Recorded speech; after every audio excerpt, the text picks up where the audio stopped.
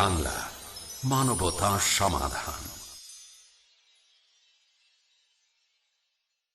Line answer is sufficient. God himself paid the price. And Jesus said, I am. I'm a non-vegetarian. 21st century will belong to vegetarians. This cause of death in the world. Veg or non-veg? If I prove that an apple is better than a mango, that doesn't mean mango is prohibited. I have some problems with this.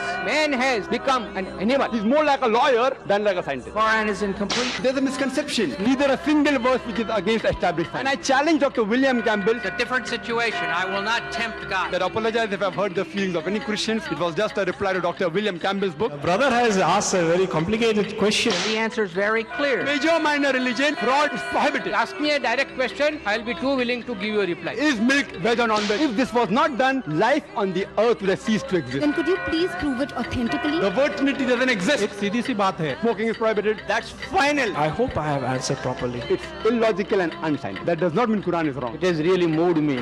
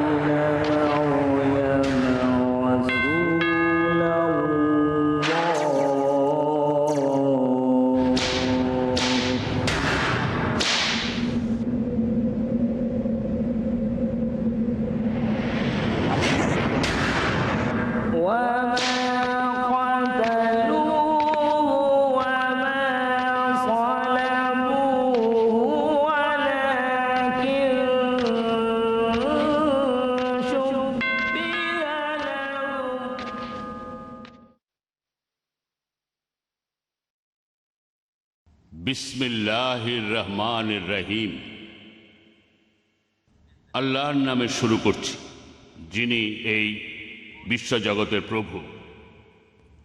আলহামদুলিল্লাহ রাব্বিল আলামিন।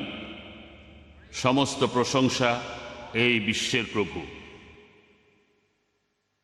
শ্রদ্ধেয় plaster Sajek পালিকাল আমার ডান পাশে, pastor Rukunuddin Henry পিও আমার একেবারে ডান পাশে, doctor Zakir Naik আমার বাম পাশে, সম্মানিত অতিথি, লেডিস অ্যান্ড জেন্টলম্যান, এই অনুষ্ঠানের উদ্যোক্তা দ্য ইন্ডিয়া গসপেল মিশন ও ইসলামিক রিসার্চ ফাউন্ডেশনের পক্ষ থেকে আপনাদের সবাইকে স্বাগত জানাই। আজকের এই বিশেষ আলোচনা অনুষ্ঠানে, এই আলোচনা মতবিনিময় বা সিম্পোজিয়াম বা বিতর্ক, আপনারা যে নামে ডাকেন না কেন, যার বিষয় যিশু কি সত্যি ক্রুশবিদ্ধ হয়েছিলেন, এই আলোচনার উদ্দেশ্য হল বন্ধুত্বপূর্ণভাবে আমরা একে অন্যকে বুঝব, আমাদের উভয়ের দৃষ্টিভঙ্গিগুলো। আমি ডক্টর মোহাম্মদ নায়েক, আজকের এই অনুষ্ঠানের কোঅর্ডিনেটর। তবে আমি নিরপেক্ষ থাকব, এটা আমার সম্মানিত দায়িত্ব। এটা নিশ্চিত করা আজকের মিটিংটা যেন ন্যায্যভাবে সম্পন্ন করা যায়। সেজন্য আমি বক্তাদের অনুরোধ করব, আর দর্শকদেরকেও বলবো, যারা আজ এখানে এসেছেন, দয়া করে আজকের অনুষ্ঠানের নিয়মগুলো মানবেন। আজকের এই অনুষ্ঠান শুরুর আগে প্রশ্ন করা হয়েছিল, অনেকেই বলেছিল এই বিষয়টা কেন কেন এই দুইজন বক্তা, যেটার উত্তরে বলবো, সংক্ষেপে বলতে গেলে এই বিতর্কের পটভূমিটা উল্লেখ করব। প্যাস্টর রকনি ইসলামিক রিসার্চ ফাউন্ডেশন এসেছিলেন ডক্টর জাকিরের সাথে কিছু আলোচনা করতে। তারা দুজনেই রাজি হয়েছিলেন নিজেদের মধ্যে কোনো রকম আলোচনা বা বিতর্ক না করে। এটাই সবচেয়ে ভালো হবে যদি তারা দর্শকদের সামনে এই বিতর্কটা করেন একটা বিশেষ টপিক নিয়ে, যে কোনো নির্ধারিত হলে, যাতে করে দর্শকরাও শুনতে পারেন তাদের এই বিতর্ক আর চূড়ান্ত বিচারটা করতে পারে।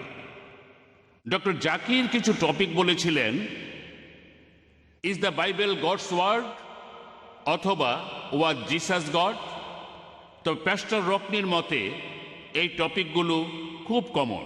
তার বদলে বলেছেন এই টপিকটা আজকের বিতর্কের টপিক হতে পারে। সেটা হলো, ওয়াজ ক্রাইস্ট রিয়েলি ক্রুসিফাইড?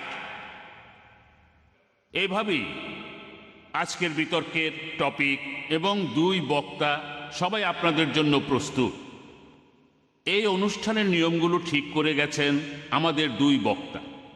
আর এই বিতর্কের ফরম্যাট হবে, প্যাস্টর রকনি প্রথমে কথা বলবেন 45 মিনিট ধরে। বিষয় হবে, ওয়াজ ক্রাইস্ট রিয়েলি ক্রুসিফাইড? তারপর ডক্টর জাকির তিনিও কথা বলবেন একই বিষয় নিয়ে পরের 45 মিনিট ধরে। এরপর এই দুই বক্তা আবারও কথা বলবেন।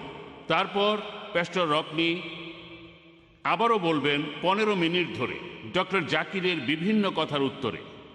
তারপর ডক্টর জাকির আবারও কথা বলবেন 15 মিনিট প্যাস্টর রকনির বিভিন্ন কথার উত্তরে। 5 মিনিট বাকি থাকলে বক্তৃতা শেষ করার জন্য এখানকার দুই বক্তাকে আমি কোঅর্ডিনেটর হিসাবে তাদের দুজনের হাতে তুলে দেব একটা স্লিপ, যেটা দিয়ে বোঝানো হবে ঠিক এভাবে, যেটা বক্তাদের অনুরোধ করবে তাদের লেকচার শেষ করার জন্য 5 মিনিটের মধ্যে। সবশেষে থাকবে উন্মুক্ত প্রশ্ন ও উত্তর পর্ব, যেখানে শ্রোতারা বিভিন্ন প্রশ্ন করবেন উপস্থিত দুইজন বক্তাকেই একের পর এক। আমরা বেশ কিছু মাইক সরবরাহ করেছি দুইটা স্টেজের সামনে আর দুইটা মহিলাদের জন্য। এরপরে সময় থাকলে আমরা চিরকুটের প্রশ্নগুলো শুরু করব, যেগুলো আমার কাছে জমা দেবেন। তারপর আমি সেগুলো পড়ে শোনাব। আমি এখন সংক্ষেপে পরিচয় করিয়ে দিচ্ছি আজকের বক্তা প্যাস্টর রকনিকে তার লেকচারের আগে। একইভাবে ডক্টর জাকিরকেও তার লেকচারের আগে পরিচয় করিয়ে দেব। প্যাস্টর রুকনুদ্দিন হেনরি পিও, তার আরেক নাম হলো প্যাস্টর রুকনি। তার বয়স 43 বছর। তিনি একজন আরব খ্রিস্টান মিশনারি। তিনি ইরাকের বসরায় জন্মগ্রহণ করেছেন, পরে বড় হয়েছেন কুয়েতে। তিনি গ্র্যাজুয়েশন এবং মাস্টার্স করেছেন সায়েন্সে ইউনিভার্সিটি অফ বোম্বে থেকে। তিনি বিভিন্ন ধর্মের শিক্ষা প্রদানের সাথে জড়িত, যেমন কম্পিউটার এডুকেশন অ্যান্ড ট্রেনিং, আরবি ভাষা শিক্ষা দেয়া, কম্পিউটারাইজেশনের উপর পরামর্শ, কম্পিউটারের বিভিন্ন সফটওয়্যার বানানো ও আরবিতে প্রোগ্রামিং করা। তিনি খ্রিস্টান ধর্ম প্রচারের কাজে নিয়োজিত আছেন প্রায় 10 বছর ধরে। তিনি বাইবেল শিক্ষক ও প্রচারক ইন্ডিয়া গসপেল মিশনের সাথে। এছাড়াও তিনি একজন বিখ্যাত ফেইথ হিলার। এখন আপনাদের সামনে কথা বলবেন প্যাস্টর রুকনুদ্দিন হেনরি পিও।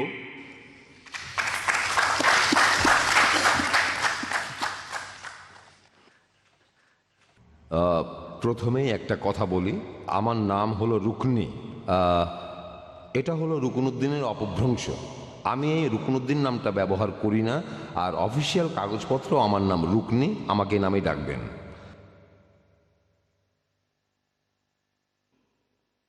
আজকের এই আলোচনা অনুষ্ঠানে অনেক বিষয়েই কথা বলা যেত, কিন্তু একদিনে সেটা সম্ভব না। তাই আজকে একটা টপিক বেছে নিয়েছি, কারণ এভাবে আমরা নিজেদের মধ্যে আলোচনা চালিয়ে গেলে একে অন্যকে বুঝতে পারবো।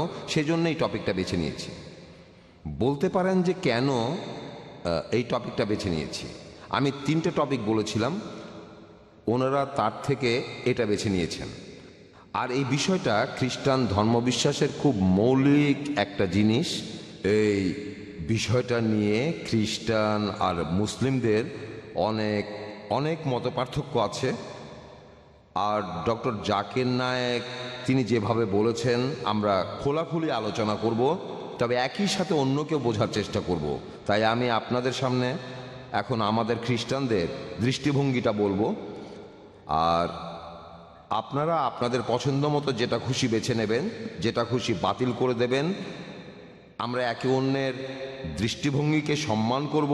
যদি আমার সাথে একমত নাও হন সেক্ষেত্রেও আপনাকে সম্মান করব আর আপনার মতামতের প্রতিও সম্মান দেখাব। এখন আমি পবিত্র বাইবেল থেকে কিছু উদ্ধৃতি দেব, তবে এভাবে উদ্ধৃতি দিতে থাকলে সেটা আর শেষ হবে না, কারণ বাইবেলে প্রায় কয়েকশো অনুচ্ছেদ আছে, সেখানে ক্রসের কথা বলা হয়েছে। তাই আমি বাইবেল থেকে কিছু উদ্ধৃতি দেব, কিন্তু সেই উদ্ধৃতিগুলোর কোনো রেফারেন্স দেব না। পবিত্র বাইবেল থেকে আমি এরকম কিছু উদ্ধৃতি দেব, আর এখানে আমার উদ্দেশ্য আপনাদের বাইবেল মুখস্থ করানো না, আমার উদ্দেশ্য আপনারা যেন কথাগুলোর অর্থ বুঝতে পারেন, খ্রিস্টান ধর্মে ক্রসের গুরুত্বটা বুঝতে পারেন। কেন খ্রিস্টান ধর্মে ক্রসকে এত বেশি গুরুত্ব দেওয়া হয়, কারণটা কি? প্রথমেই আমি ক্রস সম্পর্কে কিছু কথা বলি, ক্রসের বৈশিষ্ট্য সম্পর্কে। অনেকেই এমনটা মনে করে, সবাইকে বলবো, অনেকেই এমনটা মনে করে যে ক্রস একটা ফ্যাশন, যে আমি হয়তো গেলাম জাবেলি বাজারে, তারপর বিভিন্ন দোকানে ক্রস খুঁজতে লাগলাম, আর সেখান থেকে একটা সোনালি রঙের ক্রস কিনলাম, তারপর গলায় ঝোলালাম, আর এই জিনিসটা হলো একটা ফ্যাশন। কেউ হয়তো কিনবে 17 ক্যারেট সোনা, কেউ 18, কেউ কিনবে 21 ক্যারেট সোনা। এই ক্রসগুলো দেখতে খুব সুন্দর, খুব ফ্যাশনেবল, ড্রেসের কালারের সাথে ম্যাচ করেছে ইত্যাদি। অনেকেই ক্রস সম্পর্কে ঠিক এমনটাই ভাবে। অনেক খ্রিস্টানও তারাও ক্রস সম্পর্কে ঠিক এমনটাই চিন্তা করে। অনেক দিন আগে আমিও এভাবেই ভাবতাম। আমি একটা সাধারণ খ্রিস্টান পরিবারে জন্ম নিয়েছি, বড় হয়েছি, তবে বিশ্বাস করা শুরু করেছি 16 বছর আগে। আমি ইন্ডিয়া এসেছিলাম বিশ্বাসী হয়ে নয়, আমি ইন্ডিয়াতে এসেছিলাম সাধারণ একজন খ্রিস্টান হিসাবে। তবে ইন্ডিয়াতে এসেই আমি সত্যিকারের খ্রিস্টান হতে পেরেছি, এখানে এসে হয়েছি। তাহলে আমি যিশুকে বিশ্বাস করা শুরু করেছি এখানে এসে।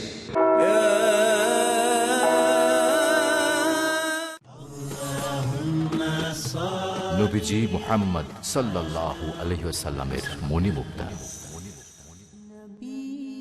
আব্দুল্লাহ ইবনে মাসউদ রাদিয়াল্লাহু আনহু থেকে বর্ণিত, রাসূলুল্লাহ সাল্লাল্লাহু আলাইহি ওয়াসাল্লাম বলেন, সত্যকে আঁকড়ে ধরা তোমাদের উপর আবশ্যক কর্তব্য, কারণ সত্য পুণ্যের পথ দেখায় আর পুণ্য জান্নাতের পথ দেখায়।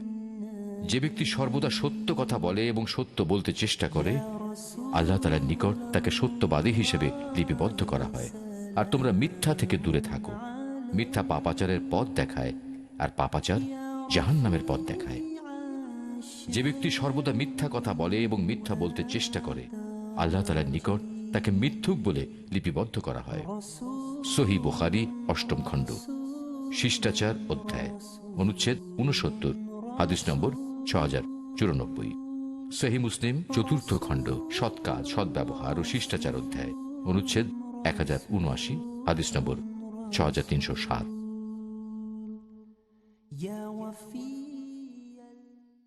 Who was the first prophet? Was a prophet the first one to read and write? Did God speak to a prophet? A prophet in a prison. A prophet who commanded the birds, insects, and animals? Want to know more? Join us for Stories of the Prophet. নবীদের কাহিনী, প্রতি রবিবার সন্ধ্যা 7টায়, পুনঃ সম্প্রচার সকাল 11টায় বাংলাদেশে piece TV বাংলায়।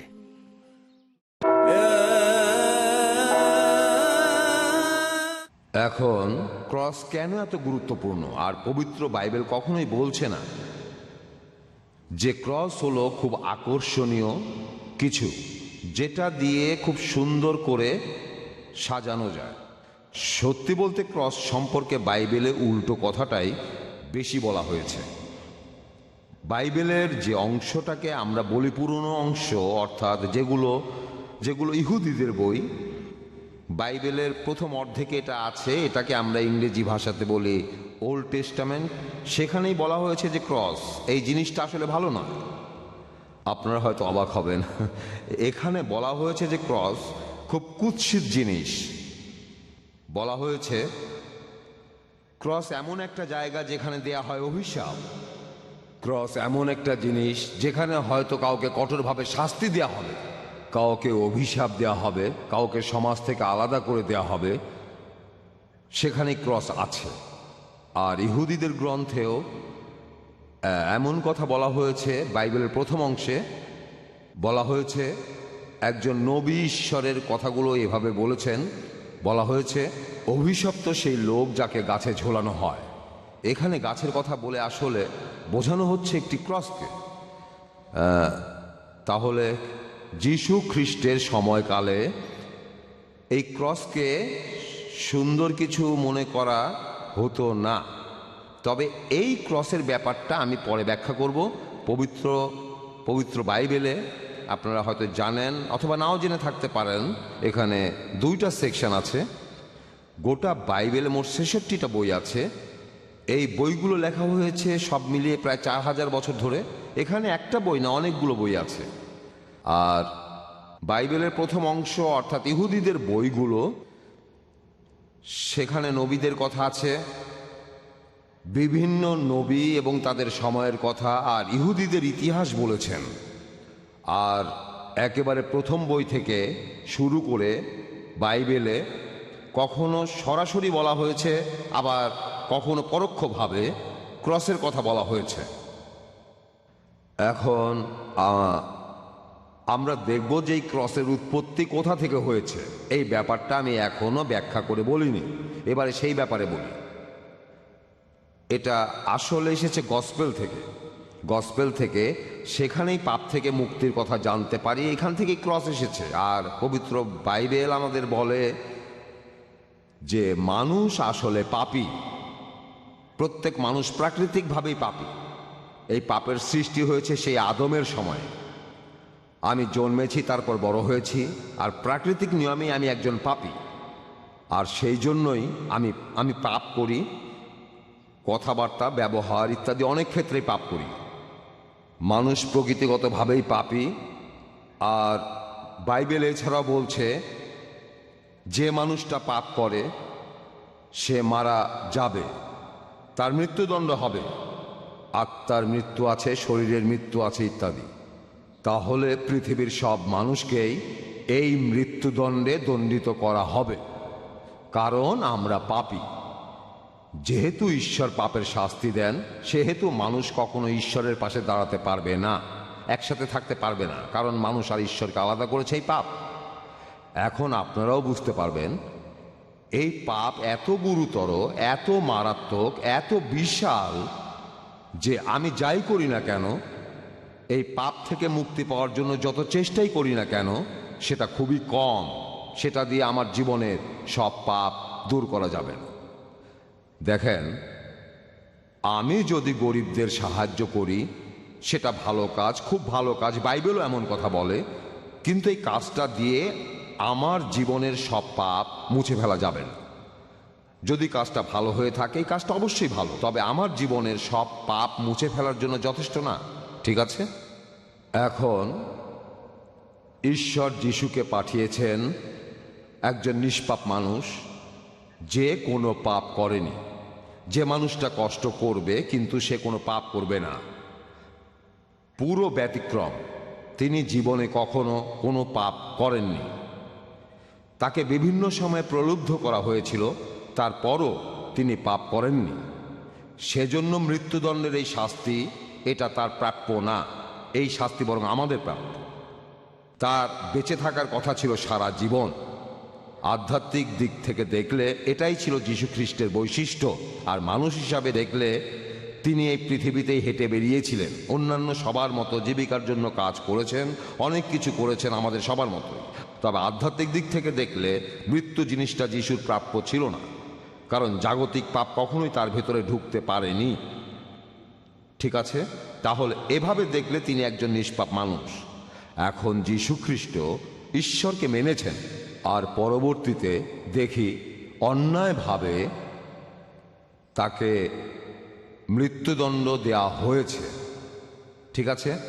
তাহলে ঈশ্বরের সুবিচারকে প্রতিষ্ঠিত করার জন্য যিশুর মৃত্যুটা ছিল এই পাপের মূল্য।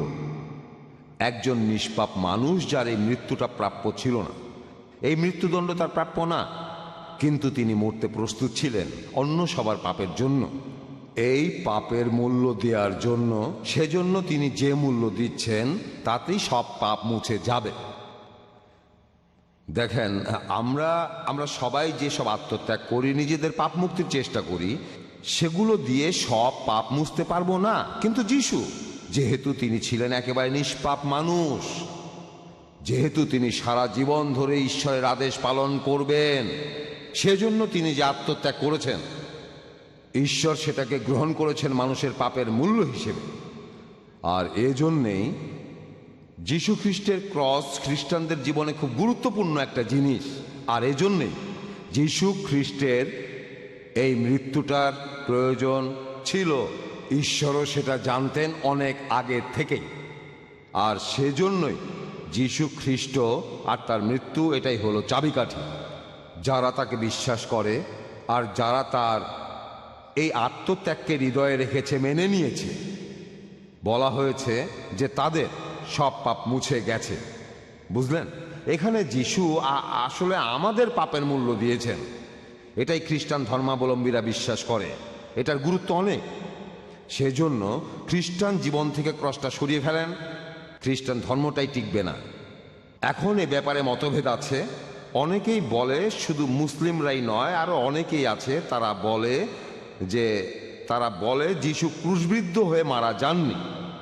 তারা এভাবে বলে। আর আমি এ কথাই বলবো, অবশ্য ডক্টর জাকির এ ব্যাপারে আমার চাইতে অনেক বিস্তারিত জানেন। তবে আমি এখানে বলবো যিশু ক্রুশবিদ্ধ হয়ে মারা গেছেন। আর আমি এখন এই ব্যাপারটা নিয়েই বলবো। এতক্ষণ আমি বললাম যে ক্রস কেন আমাদের জীবনে এতটা গুরুত্বপূর্ণ, কারণ এই ক্রসের কারণেই আমার জীবনের সব পাপগুলো মুছে গিয়েছে। এটা মহান ঈশ্বরের উপহার। ঈশ্বর নিজেই এখানে পাপের মূল্য দিয়েছেন। যীশু খ্রিস্ট নিজেই মূল্য দিয়েছেন। সেই জন্য তিনি যে মূল্য দিয়েছেন সেটা অনেক মূল্যবান, পাপ থেকে মুক্তির জন্য। তেমন আত্মত্যাগ না যেমনটা আমি করি। এটা হবে দূষিত আত্মত্যাগ, কারণ আমি পাপী হয়ে এই আত্মত্যাগটা করতে যাচ্ছি। এটা দূষিত আত্মত্যাগ। কিন্তু যিশু একজন নিষ্পাপ মানুষ নিজেকে উৎসর্গ করেছেন যেন তিনিও একজন সাধারণ পাপী। তিনি পাপীদের শাস্তি গ্রহণ করতে প্রস্তুত ছিলেন, কিন্তু তিনি নিজে পাপী ছিলেন না। যখন আমার আত্মাকে মৃত্যুদণ্ড দেওয়া হয়েছে, তিনি বললেন, তুমি মরবে না, ওটা আমাকে দাও, আমিও এখন তোমাদের জন্য মরব। এবারে আমি আপনাদের বেশ কিছু ঐতিহাসিক জিনিস দেখাবো আমাদের বাইবেল থেকে। বেশ কিছু অনুচ্ছেদ পরোক্ষভাবে কথা বলছে। যীশু খ্রিস্টের জন্ম ও মৃত্যু সম্পর্কে বিস্তারিত বলা হয়েছে। কয়েকটা অনুচ্ছেদে সরাসরি বলা হয়েছে, কোথাও পরোক্ষভাবে বলা হয়েছে। যেহেতু হাতে সময় কম, আমি দুই একটা ব্যাপার বলবো। আর আপনারা হয়তো জানেন যে পবিত্র বাইবেলের প্রথম 5টা বই যেগুলো লিখেছিলেন নবী মুসা, আর এর প্রথম বইটা হলো জেনেসিস। এখানে বলা আছে যে ঈশ্বর কিভাবে পৃথিবী সৃষ্টি করলেন, তারপর মানুষ সৃষ্টি করলেন, তখনকার দিনে ব্যাবিলন কেমন ছিল ইত্যাদি। আর আমি এ ব্যাপারে শিওর যে আপনাদের বেশিরভাগ লোকই আদম হাওয়ার গল্পটা কোথাও পড়েছেন অথবা শুনেছেন। আদম হাওয়া কিভাবে সৃষ্টি হলেন, আর তারা ঈশ্বরের কাছাকাছি ছিলেন। আদম হাওয়া এবং ঈশ্বরের মাঝখানে কোনো বাধা ছিল না। সেজন্য আদম হাওয়া এবং ঈশ্বর একসাথে ছিলেন, একে অন্যের সাথে কথা বলেছেন। সেখানে সৃষ্টিকর্তার সাথে আদম আর হাওয়া একসঙ্গে স্বর্গের ভেতরে ছিলেন। কেন? কারণ তারা কেউ কোনো পাপ করেনি। এই সময়টা ছিল পাপের পূর্ববর্তী সময়।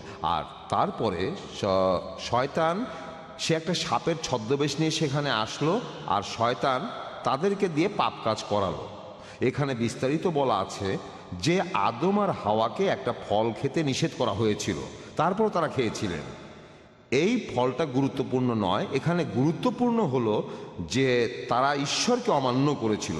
ঈশ্বর তাদেরকে যে কাজটা করতে নিষেধ করেছিলেন তারা ঠিক সেটাই করেছে। যখন তারা এটা করলো তখনই পাপের শুরু হলো। তখন আদম আর হাওয়া ঈশ্বর থেকে আলাদা হলেন। সেই দিন থেকে শুরু করে ঈশ্বর আর মানুষের সম্পর্কে ফাটল ধরেছে। অনেকেই বলে থাকে, যদি ঈশ্বরকে দেখতাম, যদি অন্যরা তাকে দেখে থাকে, আমি কেন দেখতে পাবো না, কেন ঈশ্বরকে দেখবো না? এভাবে অনেকে ঈশ্বর সম্পর্কে ভুল ধারণা পোষণ করে, কারণ তারা চারপাশে শুধু শয়তানকেই দেখে। এই সব পাপ মানুষই তৈরি করেছে, ঈশ্বর না। মহান ঈশ্বর সবসময় আমাদের প্রতি সুবিচার করে থাকেন। অতীতে এভাবে যা কিছু ঘটেছিল সেরকম কিছু ঘটনা, আমি পুরো বইটা পড়ছি না, ছোট্ট একটা অংশ। যখন আদম আর হাওয়া ঈশ্বরকে অমান্য করলো, আর তখন ঈশ্বর খুব রেগে গেলেন সেই সাপের উপর, হাওয়ার উপর, আদমের উপর, এবং এদের প্রত্যেককে ঈশ্বর একটা করে অভিশাপ দিলেন।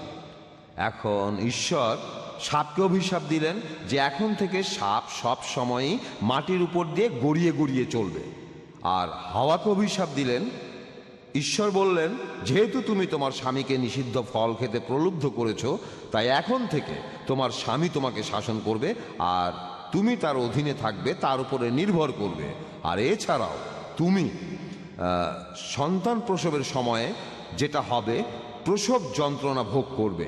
আর আদমের ক্ষেত্রে, তার ক্ষেত্রে যেটা হবে, তখন থেকে সে যখন জমিতে কাজ করবে, জমি তাকে সহজে কোনো খাবার দেবে না, তাকে ঘাম ঝরাতে হবে, পরিশ্রম করতে হবে এই খাবারের জন্য। আর তারা মরণশীল হয়ে গেল, তাদের জীবনে মৃত্যু আসলো, সেই সময় থেকে তারা মরণশীল হয়ে গেল, আর অমর থাকলো না। তবে একটা ব্যাপার খুব গুরুত্বপূর্ণ যেটা বলা আছে, সেটা হলো ক্রসের ব্যাপারে কথা, পরোক্ষভাবে ক্রসের কথা বলা হয়েছে।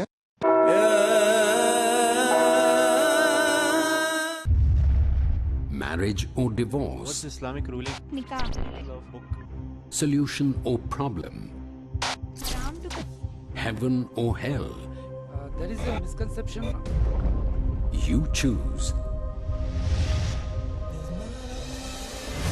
Beauty, wealth, family status, virtue.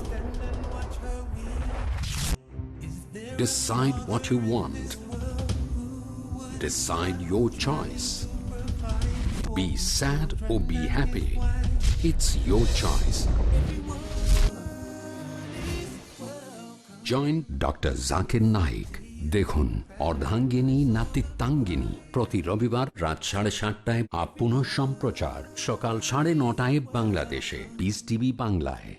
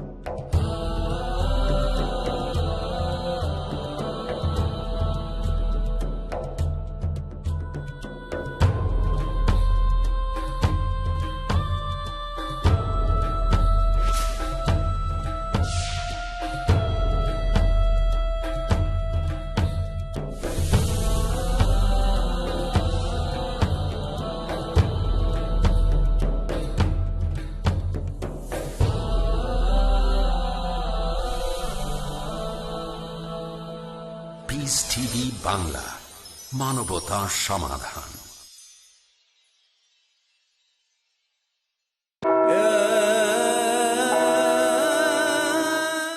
তবে একটা ব্যাপার খুব গুরুত্বপূর্ণ যেটা বলা আছে, সেটা হলো ক্রসের ব্যাপারে কথা, পরোক্ষভাবে ক্রসের কথা বলা হয়েছে। আমি আপনাদের কাছে সেটা এখনই বলছি।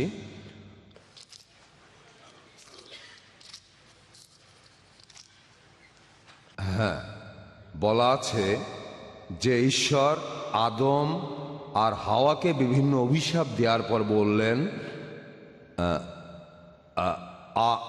আপনারা চাইলে রেফারেন্সটা লিখে নিতে পারেন, আর আমি পড়ে শোনাচ্ছি, ঠিক আছে?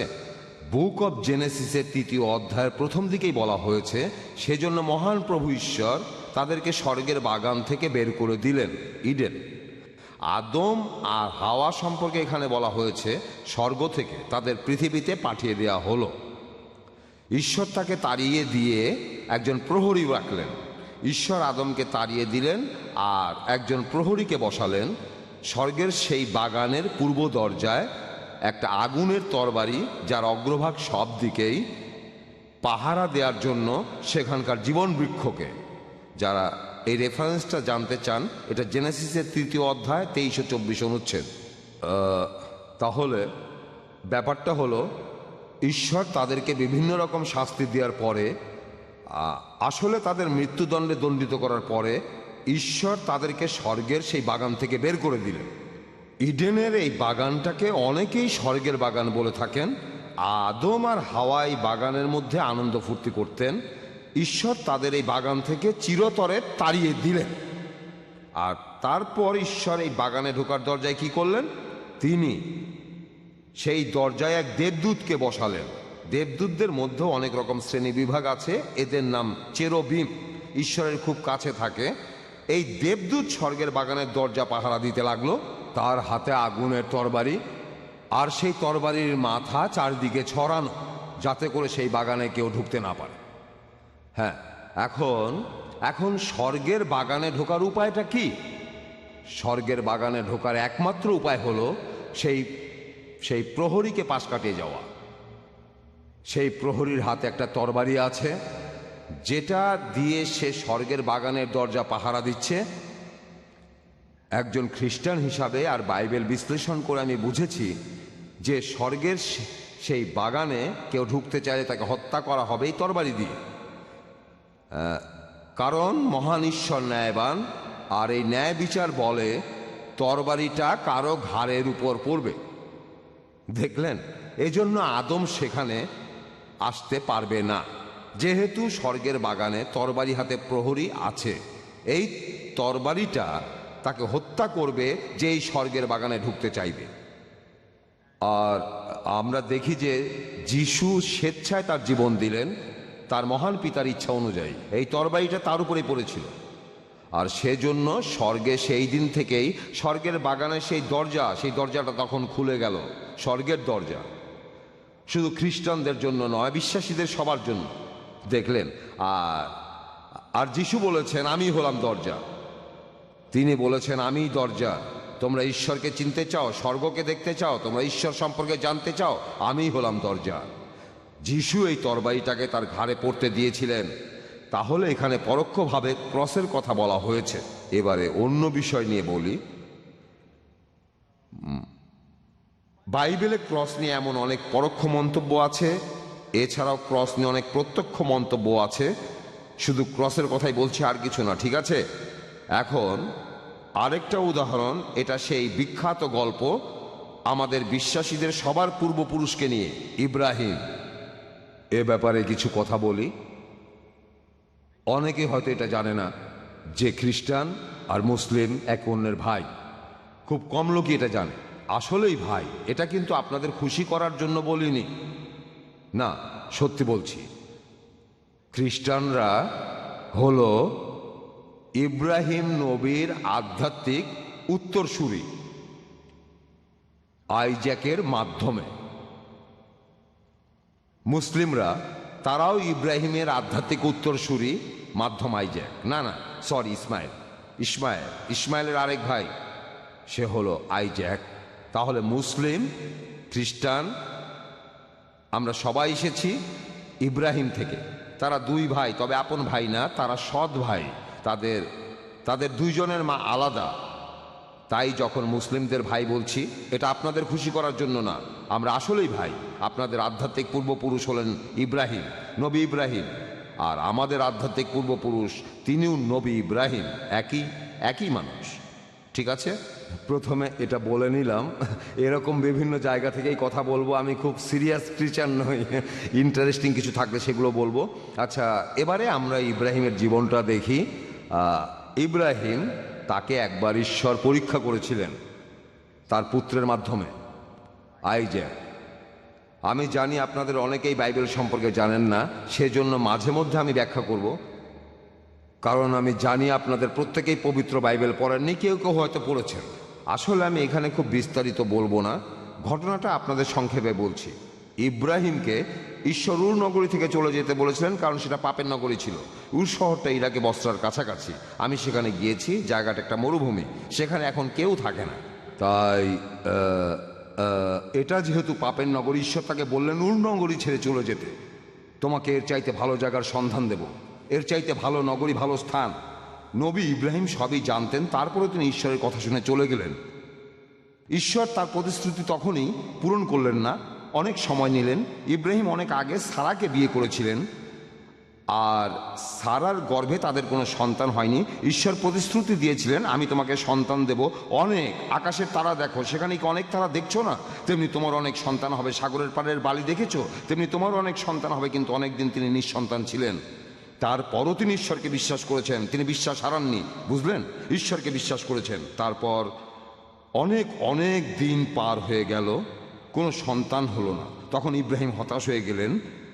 আর তখনকার দিনে, এখন না, তখনকার দিনে একজন লোক একাধিক মহিলাকে বিয়ে করতে পারত বারবার, এমনকি তারা তাদের দাসীদেরকেও বিয়ে করতে পারত। তখনকার দিনে এ ব্যাপারে কোনো বিধিনিষেধ ছিল না, ঠিক আছে? তখন ইব্রাহিমের স্ত্রী তাকে বললেন, আপনি কেন আপনার একজন দাসীকে বিয়ে করছেন না? তাহলে আপনার সন্তান হবে। তখন ইব্রাহিম মিশরের এক দাসীকে বিয়ে করলেন, তার নাম ছিল হাজেরা। হাজেরার গর্ভে যে সন্তান হলো তার নাম ইসমাইল। আর তারপর ইব্রাহিমের একটি পুত্র সন্তান হলো ঈশ্বরের কথা অনুযায়ী, ঈশ্বরের প্রতিশ্রুতি অনুযায়ী। আর তার প্রধান পত্নী সারা গর্ভবতী হলেন আর তিনি আইজাকের জন্ম দিলেন। চিন্তা করেন, এতদিন পরে এই পুত্র সন্তানকে পেয়ে ইব্রাহিম কেমন খুশি হয়েছেন। চিন্তা করেন, আপনি বিবাহিত আর ধরেন 20-25 বছর ধরে নিঃসন্তান। ঈশ্বর প্রতিশ্রুতি দিয়েছেন, তিনি কথা দিয়েছেন। ধরেন আপনি খুব ধনী বড় লোক, আপনি চলে গেলে কে উত্তরাধিকার হবে আপনার? তারপর এত কিছুর পরে 20-25 বছর ধরে তখন আপনার স্ত্রী গর্ভবতী হলেন, একটা পুত্র সন্তান হলো। সেই ছেলেকে আপনি কতখানি ভালোবাসবেন? অনেক দিন এই ছেলের জন্য অপেক্ষা করেছেন। ইব্রাহিমের ক্ষেত্রে তেমনটাই ঘটেছিল। তাই তিনি আইজাককে খুব বেশি ভালোবাসতেন, তার ছেলে। তারপর একদিন কি ঘটলো? একটা ইন্টারেস্টিং ব্যাপার ঘটলো, খুব ইন্টারেস্টিং একটা ঘটনা। এই ঘটনাটা কোথায় আছে? 22 নম্বর অধ্যায়, জেনেসিস। হ্যাঁ, তারপরে কি? এটা আছে জেনেসিসে। প্যাস্টরকে অনেক ধন্যবাদ, তিনি আমাকে বলে দিলেন। আগেও বলেছি আমি খুব ভালো টিচার নই, তবে বাইবেলের কথাগুলো আপনাদের বলতে পারবো, ঠিক আছে? যদিও আমি, আচ্ছা, এখন জেনেসিসে অধ্যায়, এটা কি আইজাকের ঘটনা? 22 নম্বর অধ্যায় বলা হয়েছে, এত সব কিছু ঘটে যাওয়ার পরে ঈশ্বর ইব্রাহিমকে পরীক্ষা করলেন, ঠিক আছে? কথাগুলো খুব সাধারণ মনে হচ্ছে, তবে ব্যাপারটা কিন্তু খুব সিরিয়াস। ঈশ্বর তাকে বললেন, ইব্রাহিম। তিনি বললেন, আমি এখানে। ঈশ্বর বললেন, তুমি তোমার একমাত্র পুত্র সন্তান আইজাককে নাও, যাকে তুমি ভালোবাসো, তারপর তাকে নিয়ে মোরাইয়া অঞ্চলে যাও। সেখানে নিয়ে যাওয়ার পর তারপর তাকে সেখানে নিয়ে গিয়ে উৎসর্গ করবে, একটি পাহাড়ের উপরে উৎসর্গ করবে, যেটার কথা তোমাকে পরে বলবো। ইব্রাহিমের জন্য এটা একটা দুঃসংবাদ। অনেক দিন অপেক্ষা করার পর, আর আইজাক এখন কিশোর, সে তখন তার বাবার বোঝকা বহন করতে পারে, এখানে বলা হয়েছে। তখন ঈশ্বর বললেন, তুমি আইজাককে উৎসর্গ করো, ঠিক আছে? এবার আমি ঘটনাটা সংক্ষেপে বলছি, পুরো ঘটনাটা বিস্তারিত বলছি না, ঠিক আছে? আমি সংক্ষেপে বলছি। তখন ইব্রাহিম মনে দারুণ কষ্ট নিয়ে কি করলেন? খুব সকালে ঘুম থেকে উঠলেন, আইজাককে উৎসর্গ করার জন্য প্রয়োজনীয় সব জিনিসপত্রগুলো সঙ্গে নিলেন, ছুরি, দড়ি ইত্যাদি। তারপর ঈশ্বরের কথা মতো আইজাককে নিয়ে বের হলেন, ঠিক আছে? তারপর তার ভৃত্যকে সরিয়ে দিলেন, আইজাককে নিয়ে তিনি মোরাইয়ার পাহাড়ের উপর উঠলেন, যেখানে ঈশ্বর যেতে বলেছিলেন। আর তখনই ইন্টারেস্টিং একটা ঘটনা ঘটলো, তখনই সেখানে খুব গুরুত্বপূর্ণ একটা ঘটনা ঘটলো। আমি ঘটনাটা সংক্ষেপে বলছি যে কিন্তু আইজাক তার বাবা ইব্রাহিমকে বলল যে, হে আমার পিতা। ইব্রাহিম বললেন, এই তো আমি, আমার পুত্র। আইজাক বলল যে, আপনি কাঠ আর আগুন নিচ্ছেন, কিন্তু কোরবানির ভেড়া কই? ছেলেটা বলল, আপনি তো আগুন নিয়েছেন, এছাড়াও দেখতে পাচ্ছি কাঠও নিয়েছেন, কিন্তু আমরা দুইজন কোন পাহাড়ে যাচ্ছি? আপনি এই সময় সাধারণত একটা ভেড়া কোরবানি দেন, সেই ভেড়াটা কোথায়? হ্যাঁ, তারপর দেখেন কি হলো। তখন ইব্রাহিম বললেন, হে পুত্র, ঈশ্বর নিজেই এখানে আমাদের জন্য একটা ভেড়া সরবরাহ করবেন। তারপর তারা দুজনেই পাহাড়ে উঠল। এই কথাগুলো খুবই গুরুত্বপূর্ণ। ইব্রাহিম বিশ্বাস নিয়ে বলেছিলেন যে ঈশ্বর নিজেই এখানে কিছু একটা উৎসর্গ করবেন। দেখলেন, তিনি বলেননি যে ঈশ্বর এখানে একজনকে উৎসর্গ করবেন, বলেছেন যে ঈশ্বর নিজে থেকে এখানে কিছু একটা উৎসর্গ করবেন। এখন আপনারা যদি পবিত্র বাইবেল পড়েন তাহলে নিউ টেস্টামেন্ট দেখবেন, যেটা হলো বাইবেলের দ্বিতীয় অংশ। সেখানে এই ঘটনাটা বিস্তারিত ব্যাখ্যা করা হয়েছে। সেখানে বলা হয়েছে, ইব্রাহিম বিশ্বাস নিয়েই বলেছিলেন, যখন তিনি আইজাকের সাথে কথা বলছিলেন, তিনি তখন ভাবছিলেন যে ঈশ্বর তাকে মৃত থেকে জীবিত করবেন। যখন আইজ্যাককে বলছিলেন, সেজন্য কথা বলেছিলেন, সেরকম ঘটনাই ঘটেছিল। তবে আইজ্যাক মৃত থেকে জীবিত হয়নি। তারা পাহাড়ে উঠল, তারপর তারা ঈশ্বরের নির্দেশিত স্থানে আসলো। ইব্রাহিম সেখানে একটা বেদি বানিয়েছিলেন, সেখানে কাঠগুলো সাজিয়ে রাখলেন, আর আইজ্যাককে বাঁধলেন, তার পুত্রকে। তারপর আইজ্যাককে সেই বেদির উপর শোয়ালেন। দেখেন, আইজ্যাক কিন্তু তখন পালিয়ে যায়নি, সেই কাজে কোনো বাধা দেয়নি। যদি সে ততদিনে অনেক বড় হয়েছে, সে পালিয়ে যেতে পারত, ঠিক আছে। আর তখন কি ঘটল? যখন ইব্রাহিম হাত বাড়িয়ে সেই ছুরিটা নিলেন আইজ্যাককে উৎসর্গ করার জন্য, কিন্তু তখন একজন দেবদূত তার কাছে এসে বলল, ইব্রাহিম শোনো। তিনি বললেন, আমি এখানে। দেবদূত বললেন, তোমার পুত্রের শরীর স্পর্শ করো না, তার কোনো রকম ক্ষতি করো না, কারণ আমরা এখন জানি তুমি ঈশ্বরকে মানো, কারণ ঈশ্বরের আদেশে একমাত্র পুত্রকেও উৎসর্গ করতে তুমি দ্বিধা করনি। তখন ইব্রাহিম তার চোখ মেলে তাকিয়ে দেখল যে তার পেছনেই দেখলেন যে একটা ভেড়া একটা ঝোপের মধ্যে তার শিং আটকে দাঁড়িয়ে আছে। ইব্রাহিম তখন সেই ভেড়াটাকে নিয়ে তার ছেলের পরিবর্তে সেই ভেড়াটাকে ঈশ্বরের কাছে উৎসর্গ করলেন। ইব্রাহিম সে জায়গার নাম দিলেন ঈশ্বরই যোগান দেবেন। এখনকার দিনেও বলা হয় যে ঈশ্বরের পাহাড়ে ঈশ্বরই সব যোগান দেবেন।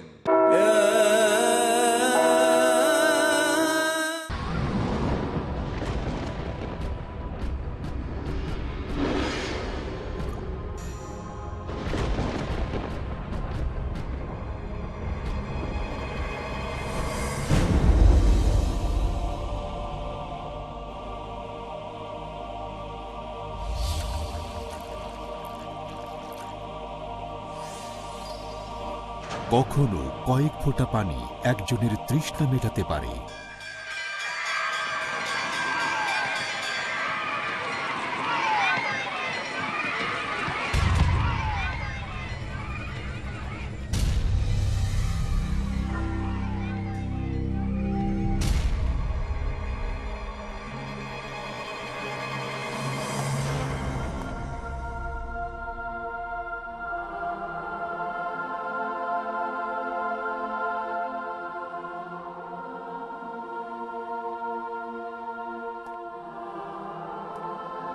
কখনো একটি সাহায্যের হাত মানুষের মুখে হাসি ফোটাতে পারে।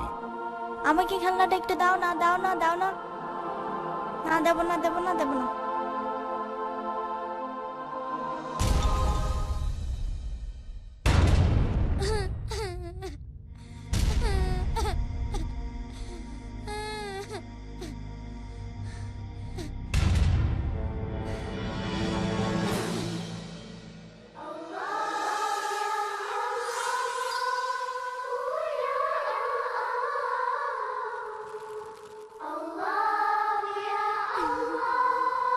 কখনো সামান্য একটি উপহার হতে পারে মহামূল্যবান।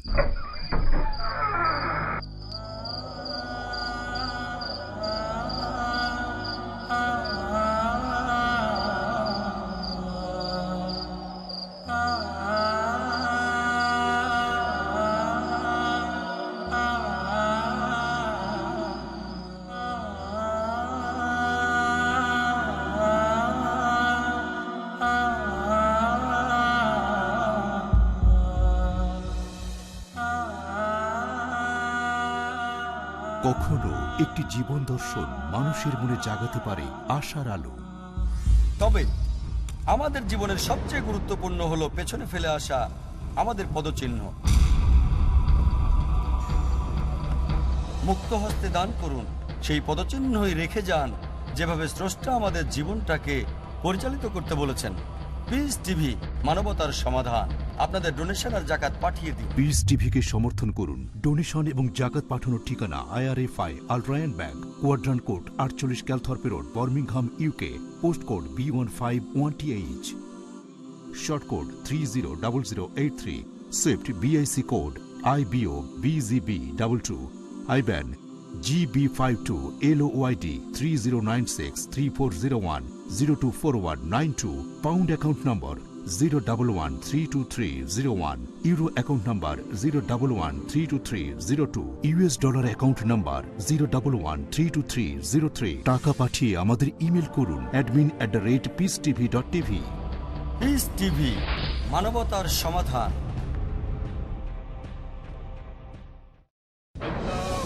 তাওহীদের প্রতিষ্ঠা। আল্লাহর একত্বটাই মূল জিনিস। উপরটার বিষয়টাই হচ্ছে এই তাওহীদের বিষয়টা হলো মূল বিষয়। কোরআনের উপর পূর্ণ বিশ্বাস। কোরআন ও সহিহ সুন্নাহর সঠিক শিক্ষা নিয়ে সঠিক ইসলাম জেনে গোটা বিশ্বে ছড়িয়ে যেতে পারে।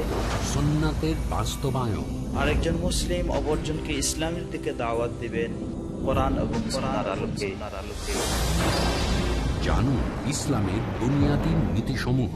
দেখুন মুসলিম জীবনের মূল ভিত্তি। প্রতি বৃহস্পতিবার সন্ধ্যা 5:30 বা পুনঃ সম্প্রচার সকাল 6টায় বাংলাদেশে পিস টিভি বাংলায়।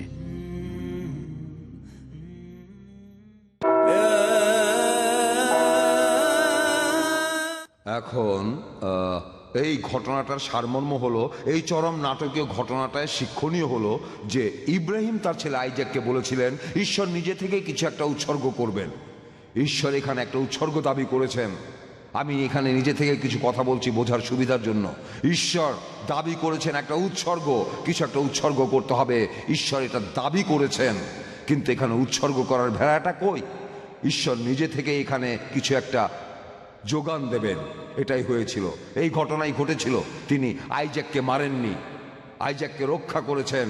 ঈশ্বর আইজাককে মারার কথা চিন্তাও করেননি, পবিত্র বাইবেলের কথাই বলছে। তিনি ইব্রাহিমকে পরীক্ষা করছিলেন। ঈশ্বর এভাবে বাচ্চাদের উৎসর্গ করেন না, তিনি আইজাককে উপহার হিসাবে দিয়েছেন। তাহলে কেন আইজাককে তিনি কেড়ে নেবেন? ঠিক আছে। আর তারপর ঈশ্বর অলৌকিক কাজ করলেন। ঈশ্বর একজন দেবদূতকে পাঠিয়ে ইব্রাহিমকে বাধা দিলেন যেন আইজাককে উৎসর্গ করা না হয়। হ্যাঁ, আর বললেন তুমি আইজাকের বদলে অন্য কিছু একটা উৎসর্গ করো, কিন্তু আইজাককে না। আর খ্রিস্টানরা আমরা এটাকে এভাবেই দেখি, ঈশ্বর আমাকে বাঁচালেন, আমাকে বাঁচালেন। ধরেন আইজাকের জায়গায় আমি, যারা যিশুকে বিশ্বাস করে তারা আইজাককেও মানে। ঈশ্বর আমাকে পাপের সেই মৃত্যুদণ্ড থেকে বাঁচিয়েছেন। আমার উপর একটা মৃত্যুদণ্ডের আদেশ ছিল, আর ঈশ্বরের সুবিচার দাবি করে যে পাপের শাস্তি হলো মৃত্যু, বুঝলেন? আর এটাই ঠিক হবে যে আমি মারা গেলে তখন দোজকে যাব, ঠিক আছে? তাই ঈশ্বর এখানে নিজেকে উৎসর্গ করেছেন। যীশু খ্রিস্ট হলেন সেই উৎসর্গ, ক্রুশবিদ্ধ হয়ে। আপনারা যিশুকে দেখছেন, যে তাকে বিশ্বাস করেন, আপনি তাকে হৃদয়ে ধারণ করেন, তাহলে ঈশ্বরের সুবিচারকেও বুঝতে পারবেন। এই উৎসর্গটা আমার ভালোর জন্য, আর অন্য কেউ মারা গেলে সেটা যথেষ্ট নয়। কিন্তু যিশু আমার জন্য মারা যাচ্ছেন, এটা স্পেশাল। অনেক মানুষই এক অন্যের জন্য জীবন দিয়ে দেয়, কখনো কখনো স্ত্রীর জন্য স্বামী জীবন দিয়ে দেয়, কারণ সে তার স্ত্রীকে ভালোবাসে। এটা মহান কাজ, খুব ভালো কাজ, ঠিক আছে। কিন্তু আমি এখানে পাপ মুক্তির কথা বলছি, ছোটখাটো মুক্তির কথা বলছি না। এখানে আমরা মুক্তি পাচ্ছি আদি পাপ থেকে, দোজক থেকে, দোজকের আগুন থেকে। যে কোনো উৎসর্গের কাজ হবে না, কোনো কাজ হবে না। আর নিউ টেস্টামেন্ট বাইবেলের দ্বিতীয় অংশটা বলছে ঈশ্বর, এখানে অবশ্য বিশ্বাসীদের কথা বলা হচ্ছে, মানে খ্রিস্টান, বলা আছে যে ঈশ্বর আমাদের জন্য কোনো ছাগল উৎসর্গ করেননি, অথবা কোনো গরু অথবা কোনো পশু উৎসর্গ করেননি। আমি আসলে কথাগুলো আমার নিজের মতো করে বলছি, কিন্তু উৎসর্গ করেছেন তার একমাত্র প্রিয় পুত্রকে, যীশু খ্রিস্টকে। হ্যাঁ, আর এই ব্যাপারটাই খুব ইম্পর্টেন্ট বাইবেলের ওল্ড টেস্টামেন্ট এছাড়াও নিউ টেস্টামেন্টে। যেহেতু যীশু ক্রুশবিদ্ধ হয়ে মারা গিয়েছিলেন, আমার পাপ সব মুছে গেছে। আর মহান ঈশ্বরের কাছে পাপেরও শ্রেণী বিভাগ আছে, সেই স্তর অনুযায়ী শাস্তি হতো আমাদের। কিন্তু যীশু নিজেই এই শাস্তি নিলেন, তিনি নিলেন, আর তিনি আমাদের সবার পাপের ভার নিলেন। দেখলেন? তবে অন্য কেউ আমার জন্য মারা গেলে কিছুই হবে না, আমি পাপ থেকে মুক্তি পাবো না। কিন্তু একজন বিশেষ লোক, একজন নিষ্পাপ লোক, যদি সে অন্যের পাপের জন্য আত্মত্যাগ করতে চায়, তাহলে সব পাপ মুছে যাবে। হ্যাঁ, আচ্ছা। এখন ওল্ড টেস্টামেন্টে আরো অনেক কথাই লেখা রয়েছে, অনেক কথাই আছে। আমি বিস্তারিত বলছি না, শুধু বিভিন্ন জায়গার উদ্ধৃতি দিচ্ছি। আপনারা পরে সেগুলো চেক করে দেখতে পারেন। আমার হাতে আর কত সময় আছে? ঠিক 13 মিনিট বাকি আছে। বাকি নাকি গেছে? ঠিক 13 মিনিট। ও, তাহলে তো সময় কম। আচ্ছা, ওল্ড টেস্টামেন্টে ঈশ্বর রূপক হিসাবে ক্রসের কথা বলেছেন। আপনারা বোধহয় গল্পটা জানেন যে যখন ইহুদিরা সবাই মিশর থেকে চলে আসলো, এটাই ইহুদি জাতির ইতিহাসে খুব বিখ্যাত একটা গল্প। তারা কয়েকশো বছর ধরে মিশরে দাস ছিল, আর তারপর ঈশ্বর তাদের সেখান থেকে নিয়ে আসলো বিভিন্ন অলৌকিক উপায়ে। আর ঈশ্বর তাদের বলেছিলেন, আজ রাতে তোমাদের শত্রুদের মেরে ফেলবো। সে সময় তাদের যারা শত্রু ছিল তারা মারা যাবে, তোমরাও চলে যেতে পারবে। তাদেরকে ঈশ্বর তখন একটা ভেড়া উৎসর্গ করতে বললেন, যে ভেড়াটা একেবারে নিখুঁত, অসুস্থ না, অন্ধ না বা খোঁড়া না, একটা নিখুঁত ভেড়া। ঈশ্বর তাদের বললেন, এই ভেড়ার রক্ত তোমাদের ঘরের দরজায় লাগাবে, আর রাতে মৃত্যুর দেবদূত আসবে। যে দরজায় রক্তের ছাপ থাকবে না, তাদের প্রথম সন্তানটা মৃত হবে। আর এই ঘটনাটা ইহুদিদের সাথে তখনই ঘটেছিল। তারা ভেড়া উৎসর্গ করে দরজায় রক্ত মাখালো, আর সেই রাতে ইহুদিদের সবাইকে মিশর ত্যাগ করার অনুমতি দেওয়া হলো। সেই দিন অনুমতি পেল। হ্যাঁ, তাহলে এটাই ছিল নির্দেশ, নিখুঁত একটা ভেড়া লাগবে, যেমন তেমন না, যেমন তেমন ভেড়া এনো না, একটা নিখুঁত ভেড়া আনো, নিখুঁত ভেড়া, আর তাতেই পাপ মুক্তি মৃত্যু থেকে। এটাই হলো রূপক। সত্যি বলতে এটা আসলে ভেড়া নয়, যিশু পরে আসবেন, এই উৎসর্গটা তারই রূপক।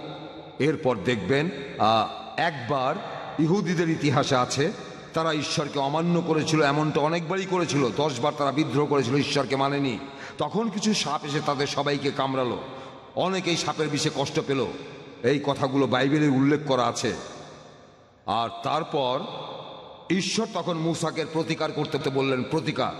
তিনি একটা সাপ বানাতে বললেন, যেটা হবে ব্রোঞ্জের, ব্রাস, আর সেটা ঝুলিয়ে রাখলেন। আর তখন সেখানে ইহুদিদের সবাই সেই সাপটার দিকে তাকালো, তার শরীর থেকে তখন সাপের বিষ চলে গেল।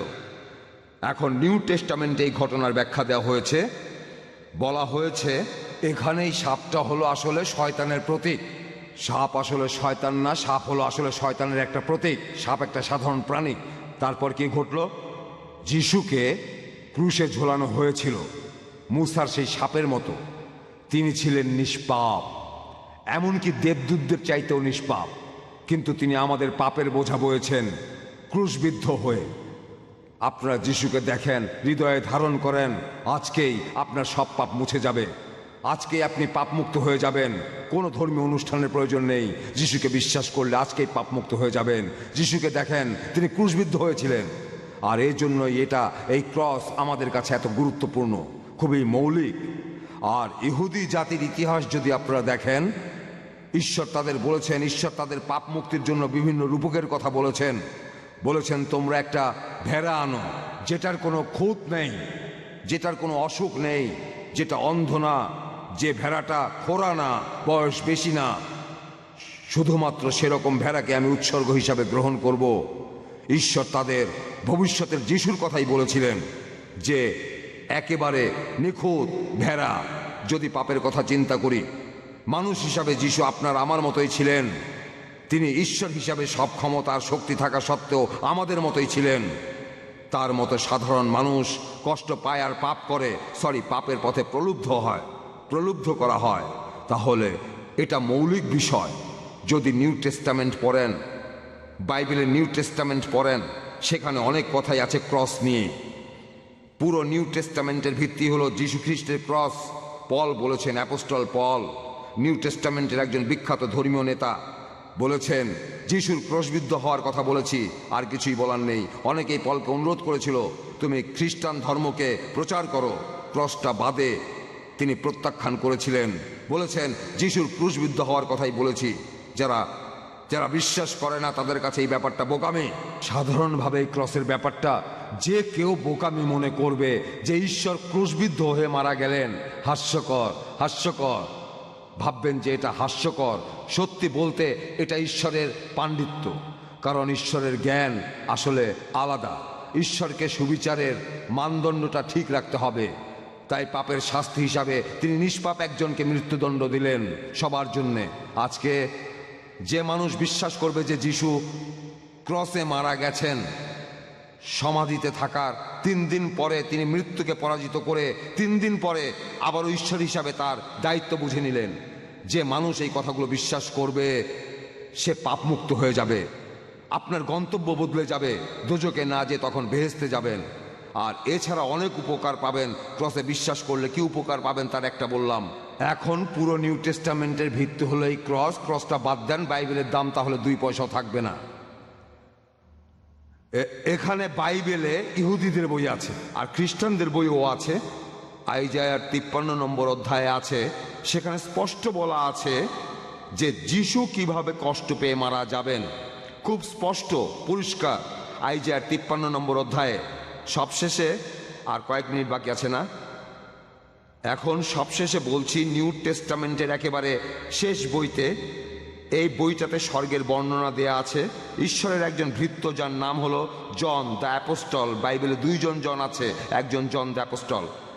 তিনি স্বপ্নে বেহেশত দেখলেন। এছাড়াও জন ইউফ্রেটিসের কথা বলেছেন যে সেখানে গোলযোগ বাঁধবে, অর্থাৎ এখনকার ইরাকে। তিনি অনেক আগে এই কথাগুলো বলে গিয়েছিলেন। আপনারাও দেখবেন, টাইমস অফ ইন্ডিয়া পড়লে বুঝতে পারবেন। ইউফ্রেটিসের গোলযোগের কথা বলেছেন, আরো অনেক কথা বলেছেন। তবে এই কথাটা বিশেষভাবে বলেছেন, তিনি স্বর্গে দেখেছেন সেই উৎসর্গ করা ভেড়াকে। হ্যাঁ, যিশুকে বলা হয়েছে একটা উৎসর্গ করা ভেড়া। অবশ্য যীশু খ্রিস্ট শারীরিকভাবে ভেড়া নন, যিশু আসলে কোনো ভেড়া নন, একজন মানুষ, ঠিক আছে, কিন্তু রূপক হিসেবে তিনি ঈশ্বরের নিখুঁত ভেড়া। ইহুদিদের পুরো ইতিহাসে দেখবেন, নিউ টেস্টামেন্টের পুরো ইতিহাস জুড়েই দেখবেন যিশুকে ভেড়ার সাথে তুলনা করা হয়েছে। বেহেশতে তাকে বলা হয়েছে উৎসর্গ করা সেই ভেড়া। তাহলে আপনারা যদি আমাদের খ্রিস্টান ধর্ম থেকে ক্রস বাদ দেন, তাহলে খ্রিস্টান ধর্ম কিছুই না। সেখানে তাহলে শুধু কিছু বিধি নিষেধ থাকবে, পাপ মুক্তি থাকবে না। পাপ আমাদের ছেড়ে যাবে না, কিছুই থাকবে না। ক্রসের ব্যাপারটা খুবই মৌলিক। এই ক্রস আসলে আমাদের বলছে যে ঈশ্বর আমাদের জন্যই মারা গেছেন। হ্যাঁ, তিনি স্বর্গ থেকে পৃথিবীতে নেমে এসেছেন, তিনি মানুষ হিসাবে হেঁটে বেরিয়েছেন, মানুষ হিসাবে তিনি কষ্ট সহ্য করেছেন। আমাদের মতো তাকেও প্রলুব্ধ করা হয়েছে, তাকে প্রলুব্ধ করা হয়েছে। কতখানি প্রলুব্ধ করা হয়েছে আপনি ভাবতেও পারবেন না, ঠিক আছে। যিশুকে বিশ্বাস করেন, তিনি জয় করেছেন লোভকে, বিভিন্ন আসক্তিকে, বাজে অভ্যাসগুলোকে, আমাদের সবার পাপকে। যিশু আমাদের সব কিছু থেকে মুক্ত করেছেন। আপনারা শুধু তাকে বিশ্বাস করেন, তারপর বাসায় ফিরে যান, তার কাছে প্রার্থনা করেন, আপনারা তাহলে পাপ থেকে মুক্তি পাবেন। মনে হয় আমার সময় শেষ। He faces.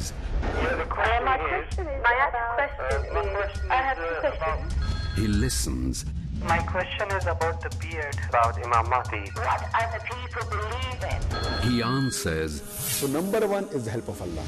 He satisfies in the light of glorious Quran and authentic Hadith. If Allah helps you, believe me, you have to get success. Catch Dr. Zakir.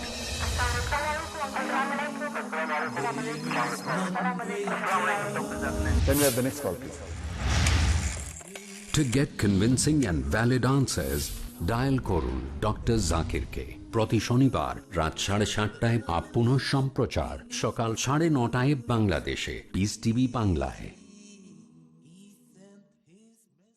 উত্তম ব্যবহার, তোমরা মানুষের সাথে উত্তম কথা বলো, সঠিক কথা বলো, সুন্দর অনুষঙ্গ, সহনশীলতা, এমন ধরনের আচরণ হবে না, এমন ধরনের কথা হবে না যে কথার মাধ্যমে সে কষ্ট পাবে, ন্যায়পরায়ণতা, দয়াদ্রতা।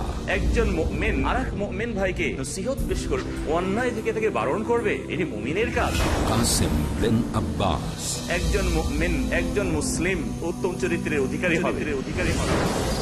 কেন ইসলাম দিয়েছে ভালো আচরণের উপর এত জোর? বোঝার জন্য দেখুন চরিত্র গঠনে ইসলাম, প্রতি বৃহস্পতিবার রাত 8:30টায় আর পুনঃ সম্প্রচার সকাল 7টায় বাংলাদেশে পিস টিভি বাংলায়।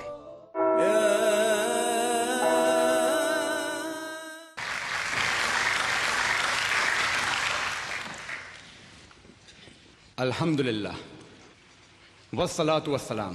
على رسول الله وعلى آله وصحبه أجمعين أما بعد أعوذ بالله من الشيطان الرجيم بسم الله الرحمن الرحيم وقولهم إن قتلنا المسيح عيسى ابن مريم رسول الله وما قتلوه وما صلبوه ولكن شبه لهم وإن الذي نختلف فيه لفي شك منه ما لهم به من علم إلا اتباع الظن وما قتلوه يقينا بسم الله الرحمن الرحيم رب اشرح لي صدري ويسر لي أمري واحلل عقدة من لساني يفقهوا قولي শ্রদ্ধেয় প্যাস্টর রুকনুদ্দিন, অথবা তিনি যেভাবে বলেন প্যাস্টর রুকনি, হেনরি পিও, প্যাস্টর সাজি, এছাড়াও এখানে উপস্থিত বোম্বের বিভিন্ন চার্চের প্যাস্টরগণ, শ্রদ্ধেয় গুরুজনেরা এবং প্রিয় ভাই বোনেরা, আপনাদের সবাইকে শুভেচ্ছা জানাই ইসলামিক নিয়মে। আসসালামু আলাইকুম ওয়া রাহমাতুল্লাহি ওয়া বারাকাতুহু। আল্লাহর দয়া, শান্তি ও রহমত আপনাদের সবার উপরে বর্ষিত হোক। আজকের টপিক নিয়ে বলার আগে ইসলামে যীশু খ্রিস্টের অবস্থান সম্পর্কে পরিষ্কার করে বলতে চাই কিছু কথা। ইসলাম হলো একমাত্র অখ্রিস্টান ধর্মবিশ্বাস যে ধর্মে যীশু খ্রিস্টকে একজন রাসূল বলে মানা হয়। সেই লোক মুসলিম না যে যীশু খ্রিস্টকে নবী বলে মানে না। আমরা মানি যে তিনি হলেন আল্লাহ সুবহানাহু ওয়া তাআলার একজন প্রেরিত পুরুষ, আল্লাহর রাসূল। আমরা মানি যে তিনি হলেন মসিহ অর্থাৎ খ্রিস্ট। আমরা মানি যে তিনি অলৌকিকভাবে জন্মেছিলেন কোনো পুরুষের হস্তক্ষেপ ছাড়াই, যেটা এখনকার অনেক আধুনিক খ্রিস্টানই বিশ্বাস করে না। আমরা মানি যে তিনি আল্লাহর আদেশে মৃত মানুষকে জীবন দিয়েছেন। আমরা মানি যে তিনি আল্লাহর আদেশে জন্মান্ধর কুষ্ঠরোগীদের সুস্থ করে তুলেছেন। প্রশ্ন করতে পারেন, যদি মুসলিম আর খ্রিস্টানরা যীশু খ্রিস্টকে শ্রদ্ধা করে আর ভালোবাসে, তাহলে তাদের মধ্যে পার্থক্যটা কোথায়? প্রধান পার্থক্যটা হচ্ছে, খ্রিস্টানরা বলে যে যীশু খ্রিস্ট বা ঈসা আলাইহিস সালাম ছিলেন ঈশ্বর, আর তারা বলে তিনি ক্রুশবিদ্ধ হয়ে মারা গেছেন, আর তিনি মারা গেছেন মানুষ জাতির পাপের জন্য। আজকের এই বিতর্কের টপিকটা হচ্ছে, ওয়াজ ক্রাইস্ট রিয়েলি ক্রুসিফাইড? আর যেহেতু মুসলিম আর খ্রিস্টানরা আমরা দুই পক্ষ যীশু খ্রিস্টকে নবী বলে মানি, সেজন্য আমি এখানে দুই পক্ষের দৃষ্টিভঙ্গি তুলে ধরব, মুসলিম আর খ্রিস্টানদের দৃষ্টিভঙ্গি। মুসলিমদের দৃষ্টিভঙ্গিটার কথা বলতে গেলে আমরা মানি আমাদের সবচেয়ে পবিত্র ধর্মগ্রন্থ, যেটা আল্লাহর আসমানি কিতাব অর্থাৎ পবিত্র কোরআন শরীফ।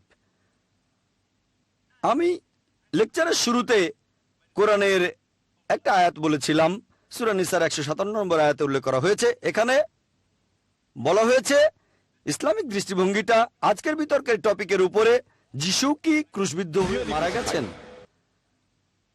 আর প্যাস্টর রুকনি একজন আরব খ্রিস্টান মিশনারি, আরবি হলো তার মাতৃভাষা। এই আয়াতটা তাকে অনুবাদ করে বলার কোনো রকম প্রয়োজন নেই, কারণ তিনি বুঝতে পারছেন পবিত্র কোরআনের এই আয়াতটা কি বলছে। তবে এখানে বেশিরভাগ মানুষ আরবি ভাষা বোঝেন না, আরবি তাদের মাতৃভাষা নয়। তাই আমার লেকচারের শুরুতে যে আয়াতটা বলেছিলাম সেটার অর্থ বলছি। সূরা নিসার 157 নম্বর আয়াতে উল্লেখ করা হয়েছে, বলা হয়েছে, তারা বলে ইহুদিরা দম্ভ করে, আমরা খ্রিস্টকে হত্যা করেছি, মরিয়মের পুত্র যিশুকে, যে আল্লাহ তাআলার রাসূল। তারা তাকে হত্যা করেনি, তাকে ক্রুশবিদ্ধও করেনি, তবে তাদের এইরূপ বিভ্রম হয়েছিল।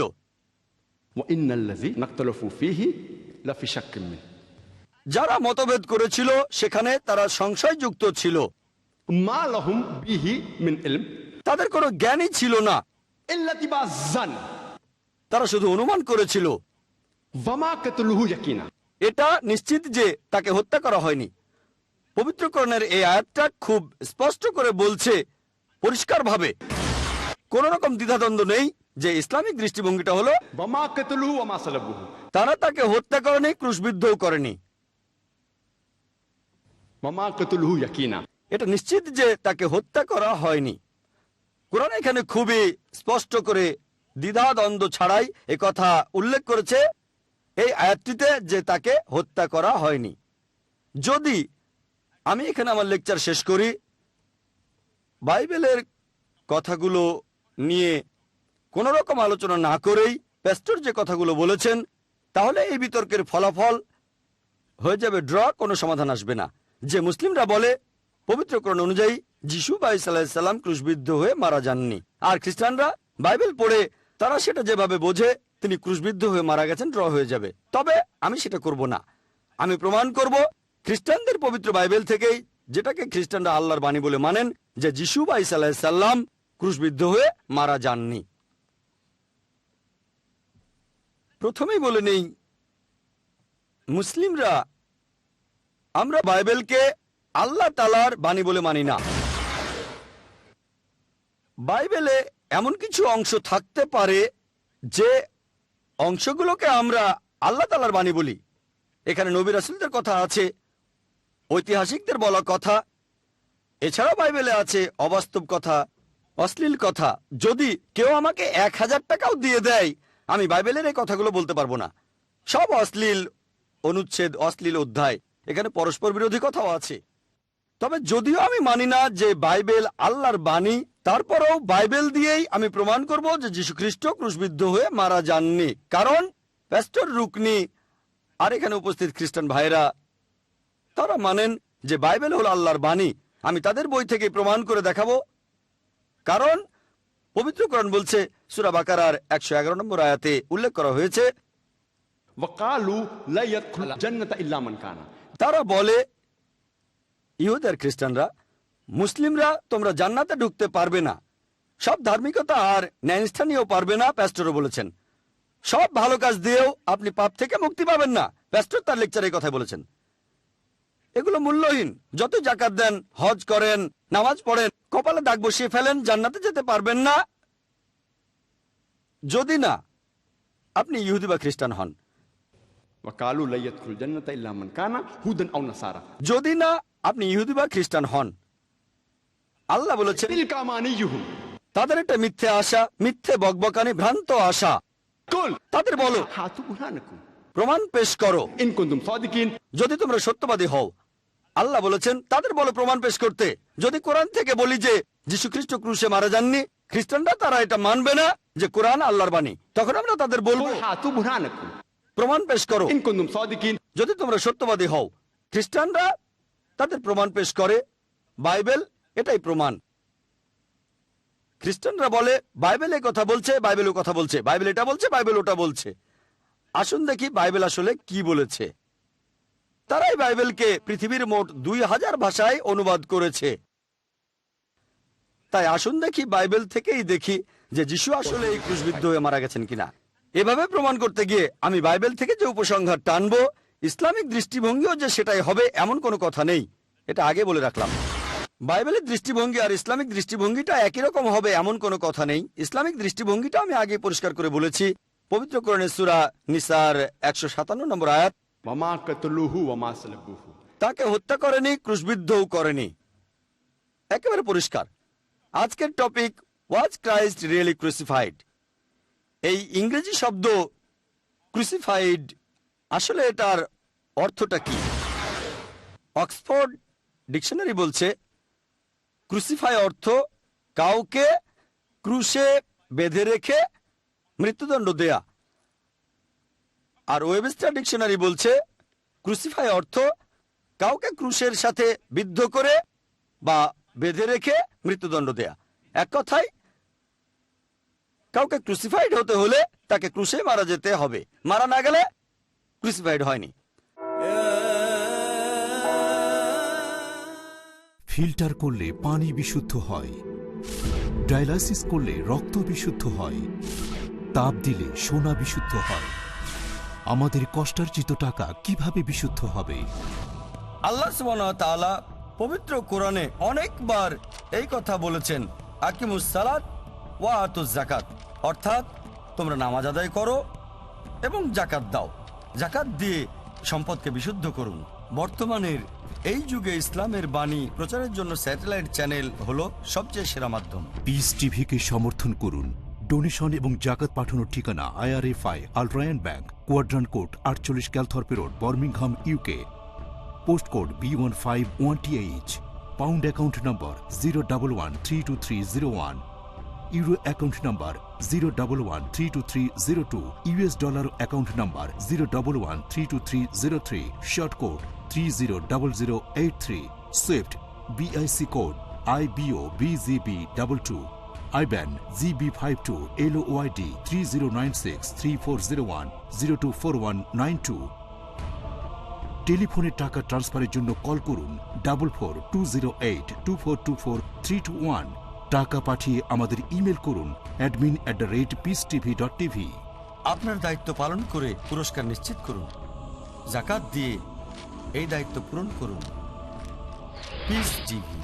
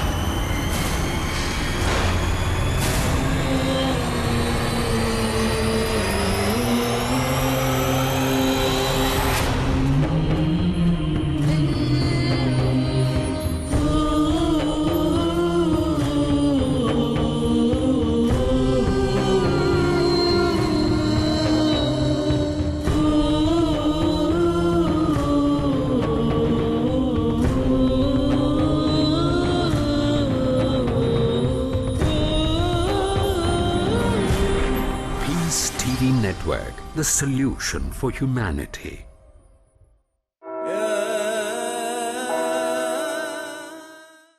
তবে যদিও আমি মানি না যে বাইবেল আল্লাহর বাণী, তারপরেও বাইবেল দিয়েই আমি প্রমাণ করব যে যীশু খ্রিস্ট ক্রুশবিদ্ধ হয়ে মারা যাননি। কারণ প্যাস্টর রুকনি আর এখানে উপস্থিত খ্রিস্টান ভাইরা তারা মানেন যে বাইবেল হলো আল্লাহর বাণী। আমি তাদের বই থেকে প্রমাণ করে দেখাবো। কারণ পবিত্র কোরআন বলছে, সূরা বাকারার 111 নম্বর আয়াতে উল্লেখ করা হয়েছে, তারা বলে, ইহুদি আর খ্রিস্টানরা, মুসলিমরা তোমরা জান্নাতে ঢুকতে পারবে না, সব ধার্মিকতা আর ন্যায়নিষ্ঠা নিয়েও পারবে না। প্যাস্টরও বলেছেন সব ভালো কাজ দিয়েও আপনি পাপ থেকে মুক্তি পাবেন না। প্যাস্টর তার লেকচারে এই কথাই বলেছেন। এগুলো মূল্যহীন। যত যাকাত দেন, হজ করেন, নামাজ পড়েন, কপালে দাগ বসিয়ে ফেলেন, জান্নাতে যেতে পারবেন না যদি না আপনি ইহুদি বা খ্রিস্টান হন। যদি না আপনি ইহুদি বা খ্রিস্টান হন। আল্লাহ বলেছেন তাদের একটা মিথ্যে আশা, মিথ্যে বকবকানি, ভ্রান্ত আশা। তাদের বলো প্রমাণ পেশ করো যদি তোমরা সত্যবাদী হও। আল্লাহ বলেছেন তাদের বলো প্রমাণ পেশ করতে। যদি কোরআন থেকে বলি যে যীশু খ্রিস্ট ক্রুশে মারা যাননি, খ্রিস্টানরা তারা এটা মানবে না যে কোরআন আল্লাহর বাণী। তখন আমরা তাদের বলবো প্রমাণ পেশ করো যদি তোমরা সত্যবাদী হও। খ্রিস্টানরা তাদের প্রমাণ পেশ করে বাইবেল এটাই প্রমাণ। খ্রিস্টানরা বলে বাইবেল এই কথা বলছে, বাইবেল ও কথা বলছে, বাইবেল এটা বলছে, বাইবেল ওটা বলছে। আসুন দেখি বাইবেল আসলে কি বলেছে। তারাই বাইবেলকে পৃথিবীর মোট 2000 ভাষায় অনুবাদ করেছে। তাই আসুন দেখি বাইবেল থেকেই দেখি যে যিশু আসলে এই ক্রুশবিদ্ধ হয়ে মারা গেছেন কিনা। এভাবে প্রমাণ করতে গিয়ে আমি বাইবেল থেকে যে উপসংহার টানবো, ইসলামিক দৃষ্টিভঙ্গিও যে সেটাই হবে এমন কোনো কথা নেই। এটা আগে বলে রাখলাম। বাইবেলের দৃষ্টিভঙ্গি আর ইসলামিক দৃষ্টিভঙ্গিটা একই রকম হবে এমন কোনো কথা নেই। ইসলামিক দৃষ্টিভঙ্গিটা আমি আগে পরিষ্কার করে বলেছি। পবিত্র কোরআনের সূরা নিসার 157 নম্বর আয়াত, তাকে হত্যা করেনি, ক্রুশবিদ্ধও করেনি। একেবারে পরিষ্কার। আজকের টপিক, ওয়াজ ক্রাইস্ট রিয়েলি ক্রুসিফাইড? এই ইংরেজি শব্দ ক্রুসিফাইড আসলে এটার অর্থটা কি? অক্সফোর্ড ডিকশনারি বলছে ক্রুসিফাই অর্থ কাউকে ক্রুশে বেঁধে রেখে মৃত্যুদণ্ড দেয়া। আর ওয়েবস্টার ডিকশনারি বলছে ক্রুসিফাই অর্থ কাউকে ক্রুশের সাথে বিদ্ধ করে বা বেঁধে রেখে মৃত্যুদণ্ড দেয়া। এক কথায় কাউকে ক্রুসিফাইড হতে হলে তাকে ক্রুশে মারা যেতে হবে, মারা না গেলে ক্রুসিফাইড হয়নি। এবার ইংরেজি রিজারেকশন, এই শব্দটার অর্থ কি? অক্সফোর্ড ডিকশনারি অনুযায়ী রিজারেকশন শব্দের অর্থ সেই কাজ বা ঘটনা যেখানে মৃতরা জীবিত হয়। ক্যাপিটাল আর দিয়ে রিজারেকশন অর্থ খ্রিস্টের মৃত থেকে জীবিত হওয়া। আর ওয়েবস্টার ডিকশনারি বলছে রিজারেকশন অর্থ যেখানে মৃত মানুষ জীবিত হয়। আর ক্যাপিটাল আর দিয়ে রিজারেকশনের অর্থ মৃত্যু আর সমাধির পরে খ্রিস্টের আবারও জীবিত হওয়া। এক কথায়, খ্রিস্ট যদি রিজারেক্টেড হন তাকে মরতে হবে, যদি মারা না যান রিজারেক্টেড হননি। আশা করি আপনারা সবাই এটা খুব পরিষ্কারভাবে বুঝতে পেরেছেন। দেখবেন যিশু আলাইহিসসালাম তিনি বলেছেন, গসপেল অফ ম্যাথিউ 19 নম্বর অধ্যায়ের 16 ও 17 নম্বর অনুচ্ছেদে আছে যে একজন মানুষের পাপ মুক্তি হতে পারে আইন আর আদেশগুলো মানলে। তবে সেন্ট পল কি করলেন? তিনি এই আইন আর আদেশগুলো ঠুকে দিলেন ক্রসের সাথে। ক্রস ক্রস ক্রস, প্যাস্টরও এই কথা বললেন, ক্রস ক্রস ক্রস, ক্রসের সাথে সব আইন আর আদেশগুলো ঠুকে দিয়েছেন। প্যাস্টর বললেন, কলোসিয়ান্সে আছে 2 নম্বর অধ্যায়ের 14 নম্বর অনুচ্ছেদে। আর পল বলেছেন যে পাপ মুক্তি অর্জন করতে গেলে বিশ্বাস করতে হবে যিশুর মৃত্যু আর পুনরুত্থান সম্পর্কে। তিনি বলেছেন, নিউ টেস্টামেন্ট পড়লে দেখবেন 1 Corinthians 15 নম্বর অধ্যায়ের 14 অনুচ্ছেদ। আমি রেফারেন্সগুলো দিচ্ছি যাতে সবাই বুঝতে পারেন যে আমি বানিয়ে বলছি না। তা না হলে যদি বলি বাইবেলে কথা বলছে, নিউ টেস্টামেন্ট বলছে, এই বিশাল বইটা 1000 পৃষ্ঠারও বেশি, কোথায় খুঁজবেন? সেজন্য রেফারেন্সগুলো বলি। সেন্ট পল বলেছেন 1 Corinthians 15 নম্বর অধ্যায় 14 অনুচ্ছেদ, যদি যিশু খ্রিস্ট মৃত থেকে জীবিত না হন আমাদের ধর্মপ্রচার মূল্যহীন, তোমাদের বিশ্বাসও মূল্যহীন। আর প্যাস্টর তখন বললেন, যতই ভালো কাজ করেন, যতই দান করেন, যদি বিশ্বাস না করেন যিশু ক্রুশে মারা গেছেন, এগুলো মূল্যহীন। আর খ্রিস্টান মিশনারিরা তারা বিভিন্ন রেফারেন্স দেন। এটা আছে আয়জায়ায় 64 নম্বর অধ্যায় 6 অনুচ্ছেদে যে আমাদের সব ন্যায়নিষ্ঠতা, সব ভালো কাজ নোংরা ছেঁড়া কাপড়ের মতো, যদি না বিশ্বাস করেন যে যীশু খ্রিস্ট মারা গেছেন ক্রুশবিদ্ধ হয়ে মানুষের পাপের জন্য। আমাদের সব ন্যায়নিষ্ঠতা, সব ভালো কাজ নোংরা ছেঁড়া কাপড়ের মতো। আর প্যাস্টর তখন এই কথা বলেছেন, আমি নিজে বলিনি, তিনি বলেছেন, যদি কোনো ক্রস না থাকে, যদি ক্রুসিফিকশন না হয়, বাইবেলের দাম 2 পয়সারও কম। এছাড়াও তিনি বললেন, যদি ক্রুসিফিকশন না হয় তাহলে খ্রিস্টান ধর্ম থাকবে না। আমি তার সঙ্গে একমত, আমি একমত। প্যাস্টর এছাড়াও বললেন, তিনি ইন্ডিয়ায় এসেছেন, এখানে 20 বছরেরও বেশি সময় আছেন। আর ইন্ডিয়ায় আসার পরেই তিনি খ্রিস্টান ধর্মের আসল বার্তা বুঝতে পেরেছেন। আগে ছিলেন নামে মাত্র খ্রিস্টান, তবে তিনি ধর্মনিষ্ঠ খ্রিস্টান হয়েছেন এখানকার মুসলিমদের দেখে। এখন একটা কথা বলি যে আমার সাথে এর আগে মাত্র একজন আরব খ্রিস্টানের পরিচয় হয়েছিল। একজন সৌদি আরবে দেখা হয়েছিল, সিরিয়া থেকে এসেছিল। আমার লেকচার শোনার পরে আলহামদুলিল্লাহ আল্লাহর রহমতে তিনি মুসলিম হয়েছিলেন। এখন আমার জীবনে এই দ্বিতীয়বার কোন আরব খ্রিস্টানের সাথে পরিচিত হলাম। আর ইনশাল্লাহ আল্লাহ সাহায্য করলে আমি আল্লাহর কাছে দোয়া করছি যেন আল্লাহ তাকে হেদায়েত করেন।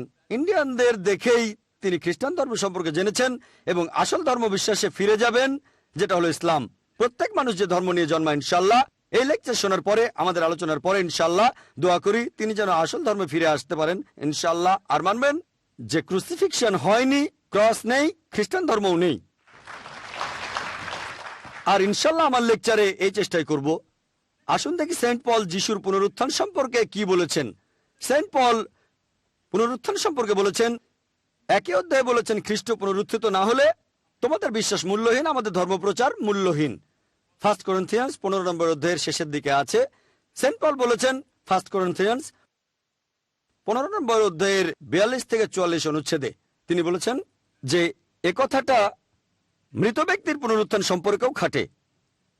যেটা রোপিত হয়েছে পাপের মধ্যে তা উত্থিত হয়েছে নিষ্পাপ হয়ে, যেটা রোপিত হয়েছে অসম্মানের মধ্যে তা উত্থিত হয়েছে গৌরবের সাথে, যেটা রোপিত হয়েছে দুর্বলতার মধ্যে তা উত্থিত হয়েছে শক্তিমত্তার সাথে, যেটা রোপিত হয়েছে প্রাকৃতিক শরীর হিসেবে তা উত্থিত হয়েছে আধ্যাত্মিক শরীর হিসেবে। প্রাকৃতিক শরীর এক জিনিস, আধ্যাত্মিক শরীর আরেক জিনিস।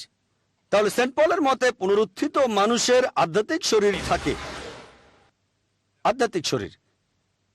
একই কথা বলেছেন তার ঈশ্বর এবং প্রভু যীশু খ্রিস্ট। গসপেল অফ লুক 20 নম্বর অধ্যায়ের 27 থেকে 36 অনুচ্ছেদে এই ঘটনাটা হলো একজন মহিলাকে নিয়ে যার 7 জন স্বামী ছিল। ইহুদিরা তখন যীশু খ্রিস্টের কাছে এসে প্রশ্ন করলো, এটা ইহুদিদের রীতি, কোন লোক এক মহিলাকে বিয়ে করলো, যদি লোকটা মারা যায় কোনো সন্তান না রেখে তার পরের ভাই সেই মহিলাকে তখন বিয়ে করবে, যাতে করে বংশধর আসতে পারে।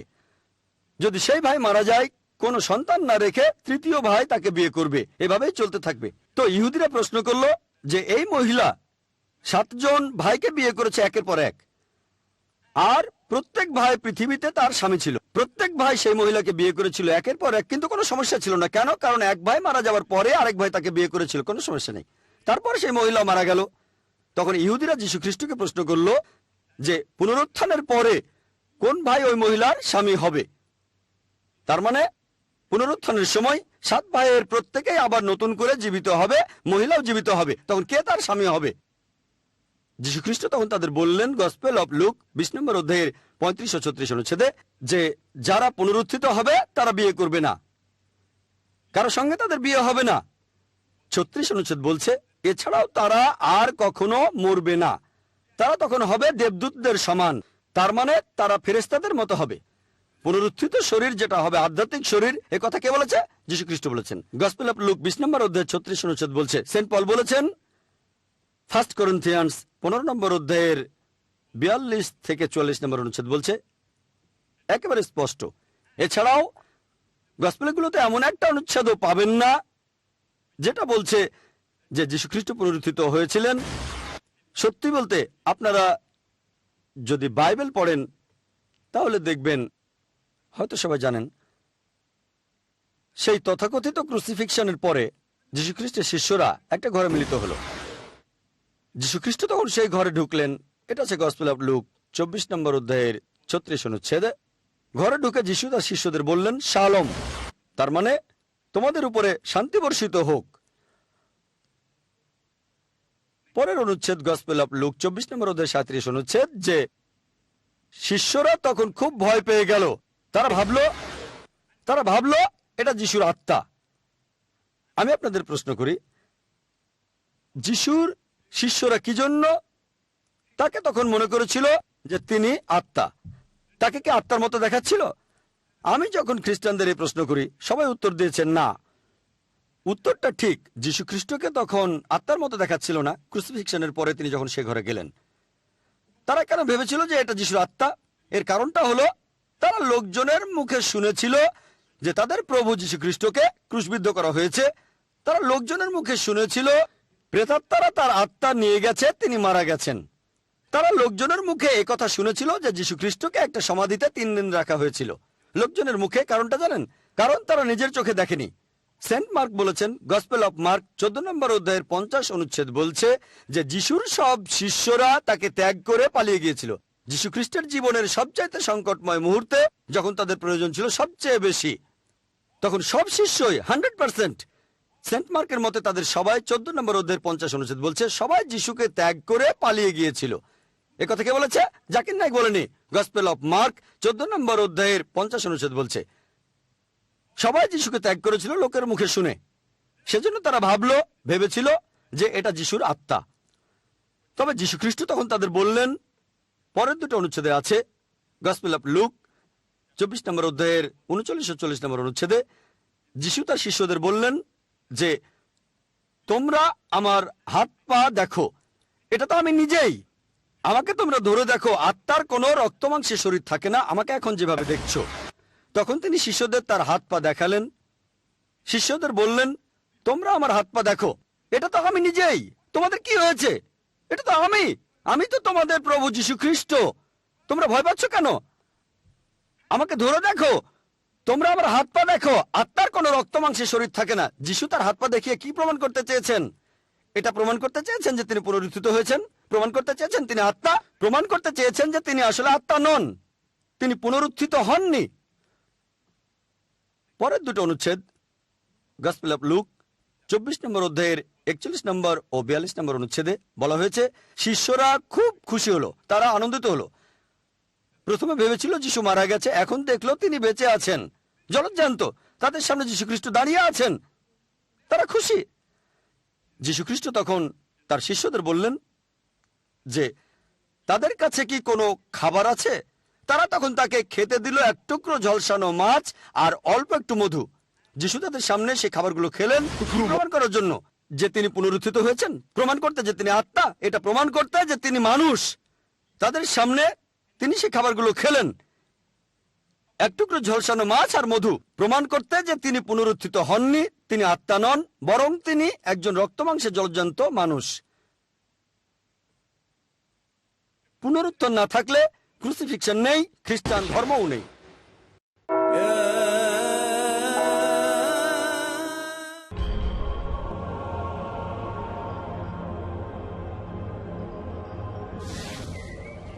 বসন্তের বৃষ্টিতে যেমন সবুজ হয়ে ওঠে মরুভূমি,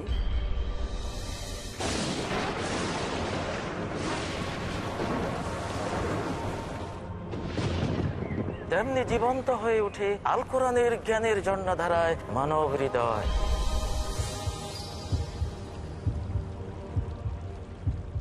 আপনি কি চান তো জাহান জুড়ে প্রাণময় সুখময় অনন্ত জীবন?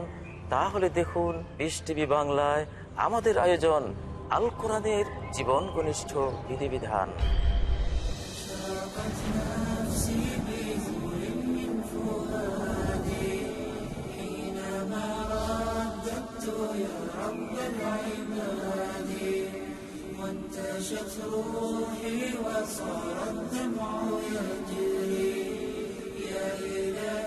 জানেন কত সুন্দরভাবে পবিত্র কোরআন অগণিত জীবনকে আলোকিত করেছে? আল কোরআনের জীবন ঘনিষ্ঠ বিধিবিধান প্রতি বুধবার ও শুক্রবার রাত 10:30টায় বা পুনঃ সম্প্রচার সকাল 9টায় বাংলাদেশে পিস টিভি বাংলায়। কোরআন একটা চূড়ান্ত বার্তা। মহাবিশ্বের মহাবিশ্বয় মহাগ্রন্থ আল কোরআন দিয়ে আমাদের হেদায়েতের ব্যবস্থা করেছেন। Quran will remain as the most modern book ever. এমন এক কিতাব যেই কিতাব দিয়ে মানুষের সব সমস্যার সমাধান করা যায়। সমাজের মধ্যে আল্লাহ সুবহানাহু ওয়া তাআলা কোরআনকে রাখবেনই। কোরআন শুধুমাত্র মুমিনদের সম্পদ নয়, কোরআন হচ্ছে বিশ্ব মানবতার মহান সম্পদ। দেখুন শাইখ আব্দুর রহমান মাদানির সাথে আসুন কোরআন দিয়ে জীবন গড়ি, প্রতি রবিবার ও মঙ্গলবার সন্ধ্যা 5:30টায় বা পুনঃ সম্প্রচার সকাল 6টায় বাংলাদেশে পিস টিভি বাংলায়।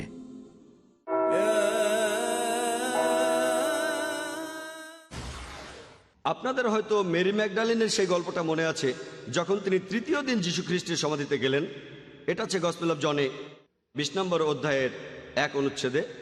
এছাড়াও হচ্ছে গসপেল অফ মার্কে 16 নম্বর অধ্যায়ের 2 অনুচ্ছেদে, যে সেটা ছিল সপ্তাহের প্রথম দিন, অর্থাৎ দিনটা ছিল রবিবার। ইহুদিদের সাবাথের দিন হলো শনিবার, তাহলে সপ্তাহের প্রথম দিন রবিবার। তাহলে সেই সপ্তাহের প্রথম দিন মেরি ম্যাগডালিন সমাধির কাছে গেলেন।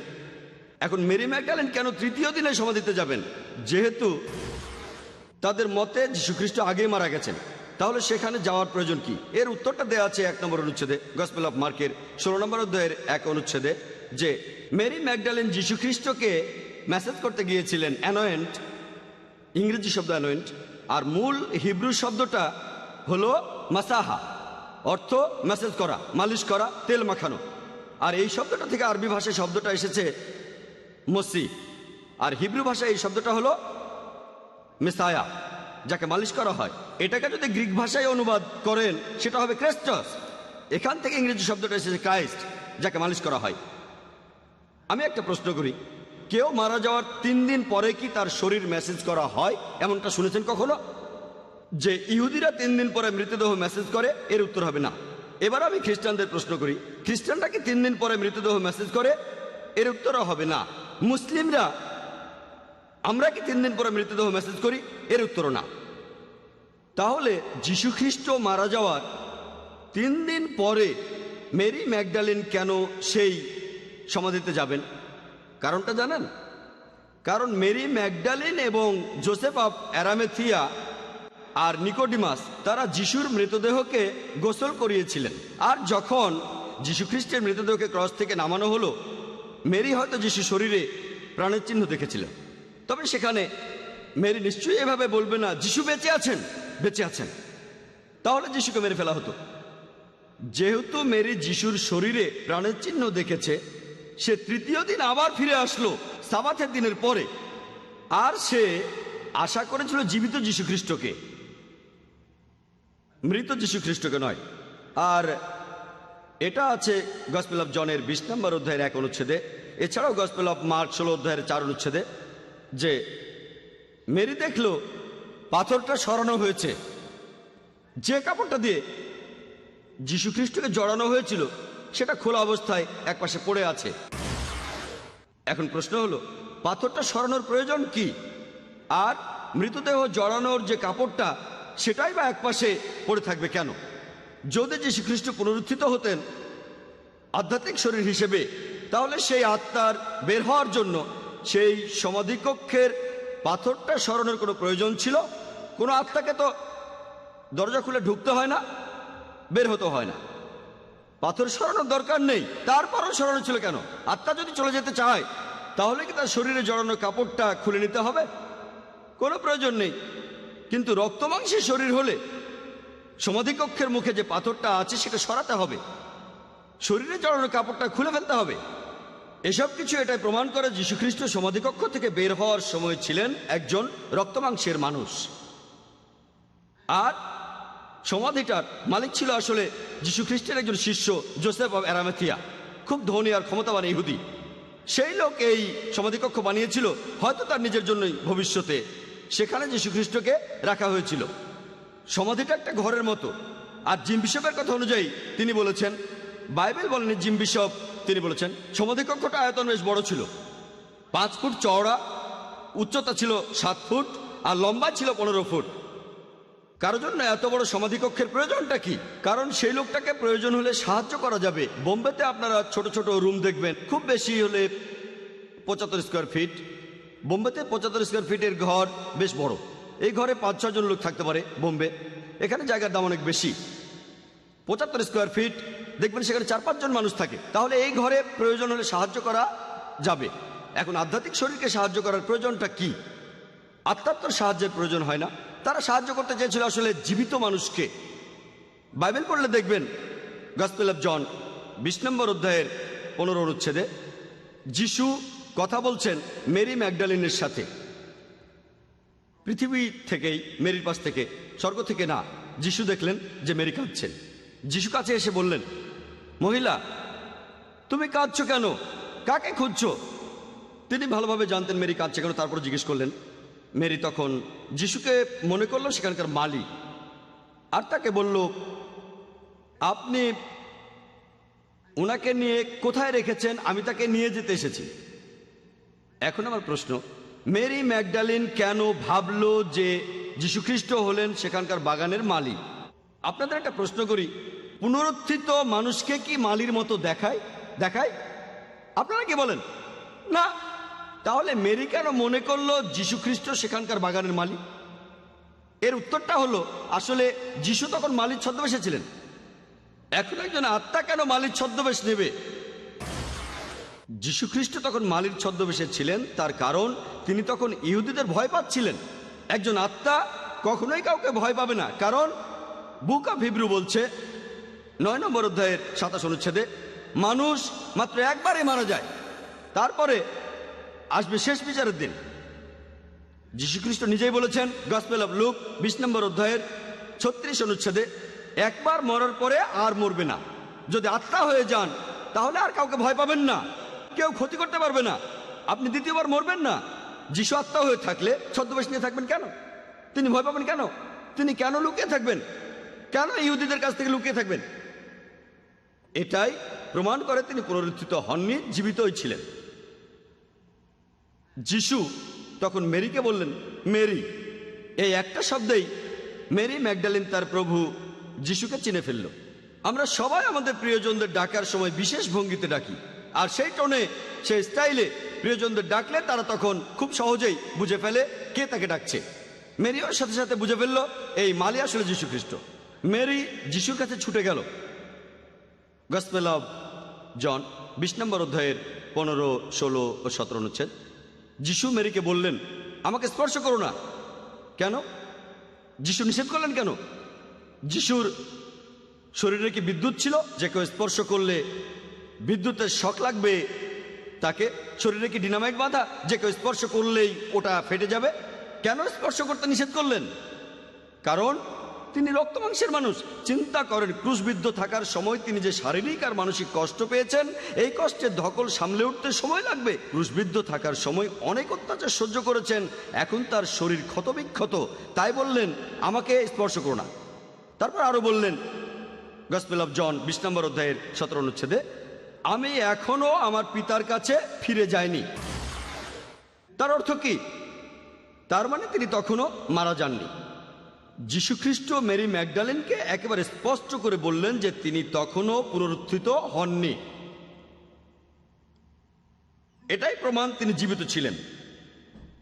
বাইবেলে আরো আছে, গসপেল অফ মার্ক 16 নম্বর অধ্যায়ের 11 অনুচ্ছেদে, যে যিশুর শিষ্যরা তারা শুনেছিল যে তাদের প্রভু যীশু খ্রিস্ট বেঁচে আছেন। তাদের জানিয়েছিল মেরি ম্যাগডালেন, কিন্তু তারা বিশ্বাস করেনি।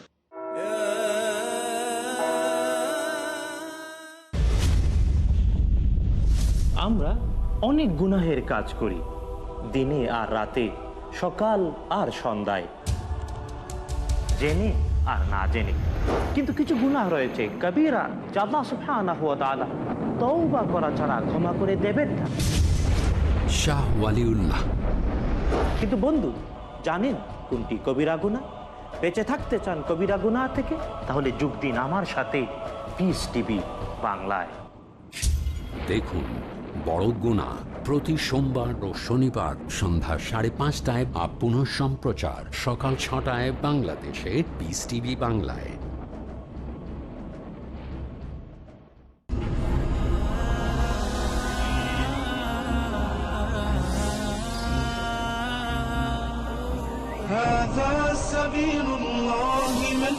আল্লাহর হুকুম মানার নাম ইসলাম। আপনি ক্রেতা, জেনে নিন ইসলামের ক্রয় বিধান। আপনি বিক্রেতা, জেনে নিন ইসলামের বিক্রয় বিধান।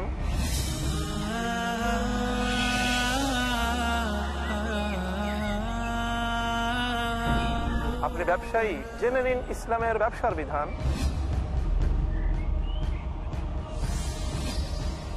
মানতে হলে জানতে হবে, জানার জন্য দেখুন আমাদের অনুষ্ঠান শুধুমাত্র পিস টিভি বাংলায়।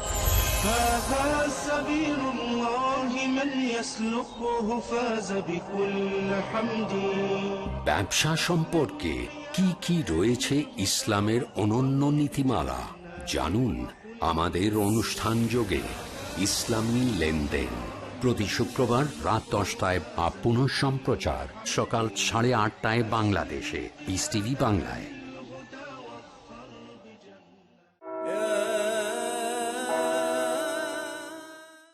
ইহুদিদের একটা বদ অভ্যাস ছিল, তারা অবান্তর প্রশ্ন করত, নবীদের ঝামেলায় ফেলতো।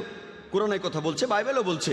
মুসাকে অবান্তর প্রশ্ন করেছিল, তাকে ঝামেলায় ফেলেছিল, মুসাকে অপদস্থ করেছিল, যিশুর সাথে একই কাজ করেছিল। এছাড়াও গসপেল অফ ম্যাথিউ আছে 12 নম্বর অধ্যায়ের 38 অনুচ্ছেদে, ইহুদিরা যীশু খ্রিস্টের কাছে এসে বলল, প্রভু, রাবাই, যার অর্থ প্রভু, আপনি আমাদের একটা নিদর্শন দেখান। নিদর্শন মানে অলৌকিক কিছু, অলৌকিক। যীশু খ্রিস্ট যেসব ভালো কাজ করেছিলেন সেগুলো দেখেও তারা সন্তুষ্ট হতে পারছে না, তারা নিদর্শন দেখতে চাইলো, অলৌকিক কাজ দেখতে চাইলো। যেমন ধরেন, হয়তো আকাশে উড়ে বেড়ানো, পানির উপরে হেঁটে বেড়ানো, অথবা জ্বলন্ত কয়লার উপরে হাঁটা, তারা সাইন দেখতে চাইলো। এখানে সাইন মানে ল্যাম্পপোস্টের সাইন না, রাস্তায় বিভিন্ন রকম সাইন দেখা যায় তেমন সাইন না। এখানে সাইন মানে অলৌকিক কিছু। আর বাইবেলের নতুন ইন্টারন্যাশনাল ভার্সনে বলা আছে এটা অলৌকিক নিদর্শন। ইহুদিদের কথার উত্তরে যিশু কি বললেন? তিনি কি উত্তর দিলেন?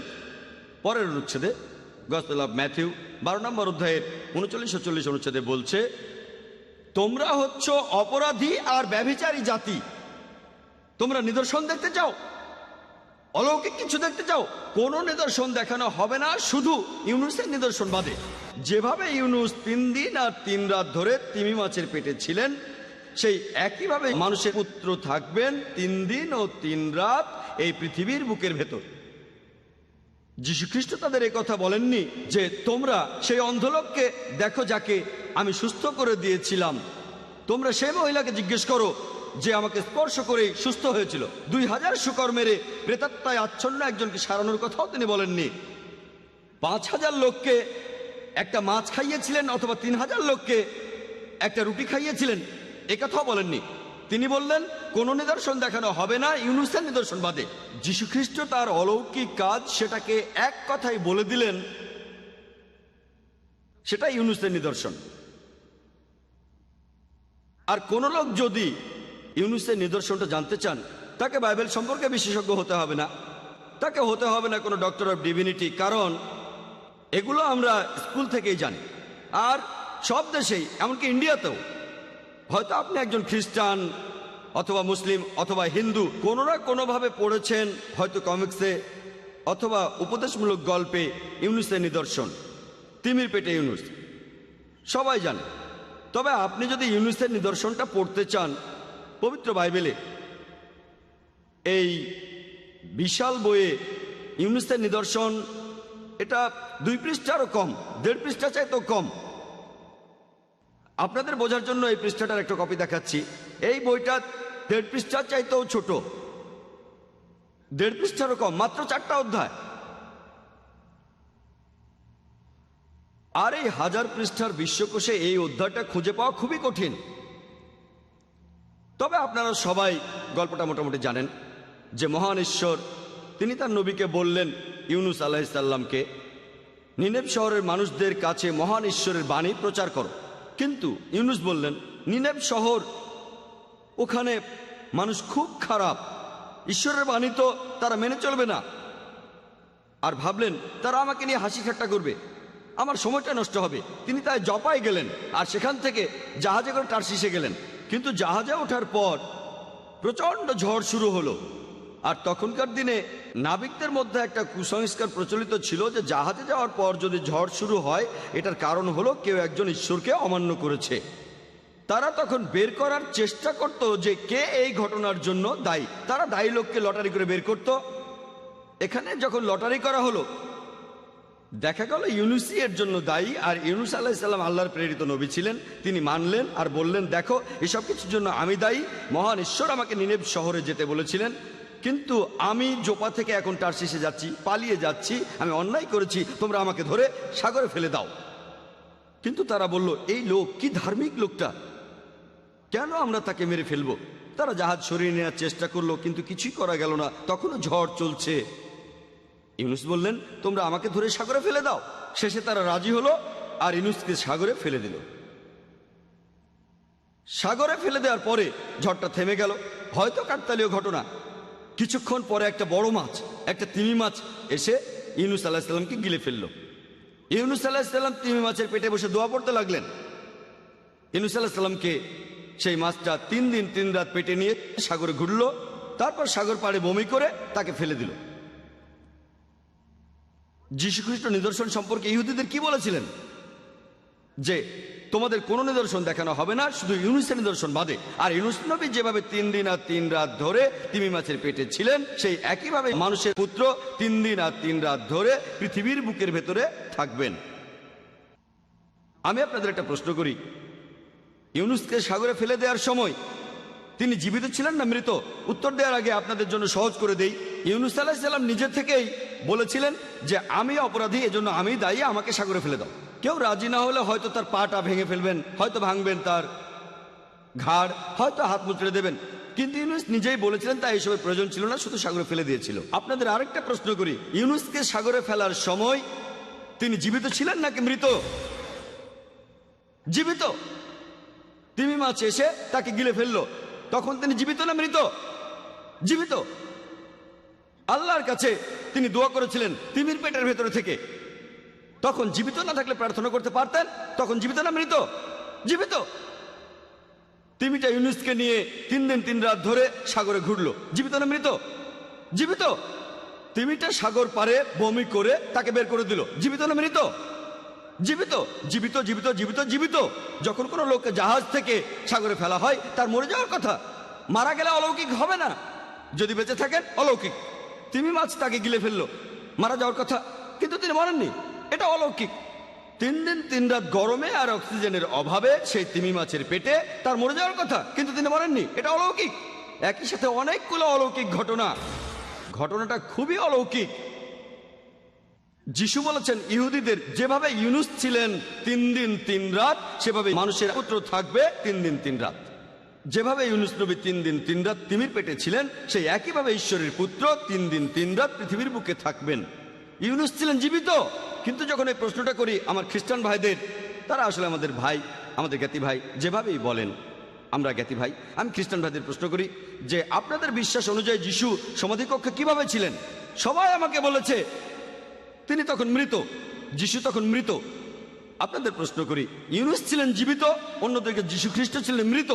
তাহলে যিশু খ্রিস্ট কি ইউনুসের মতোই হলেন নাকি হলেন না?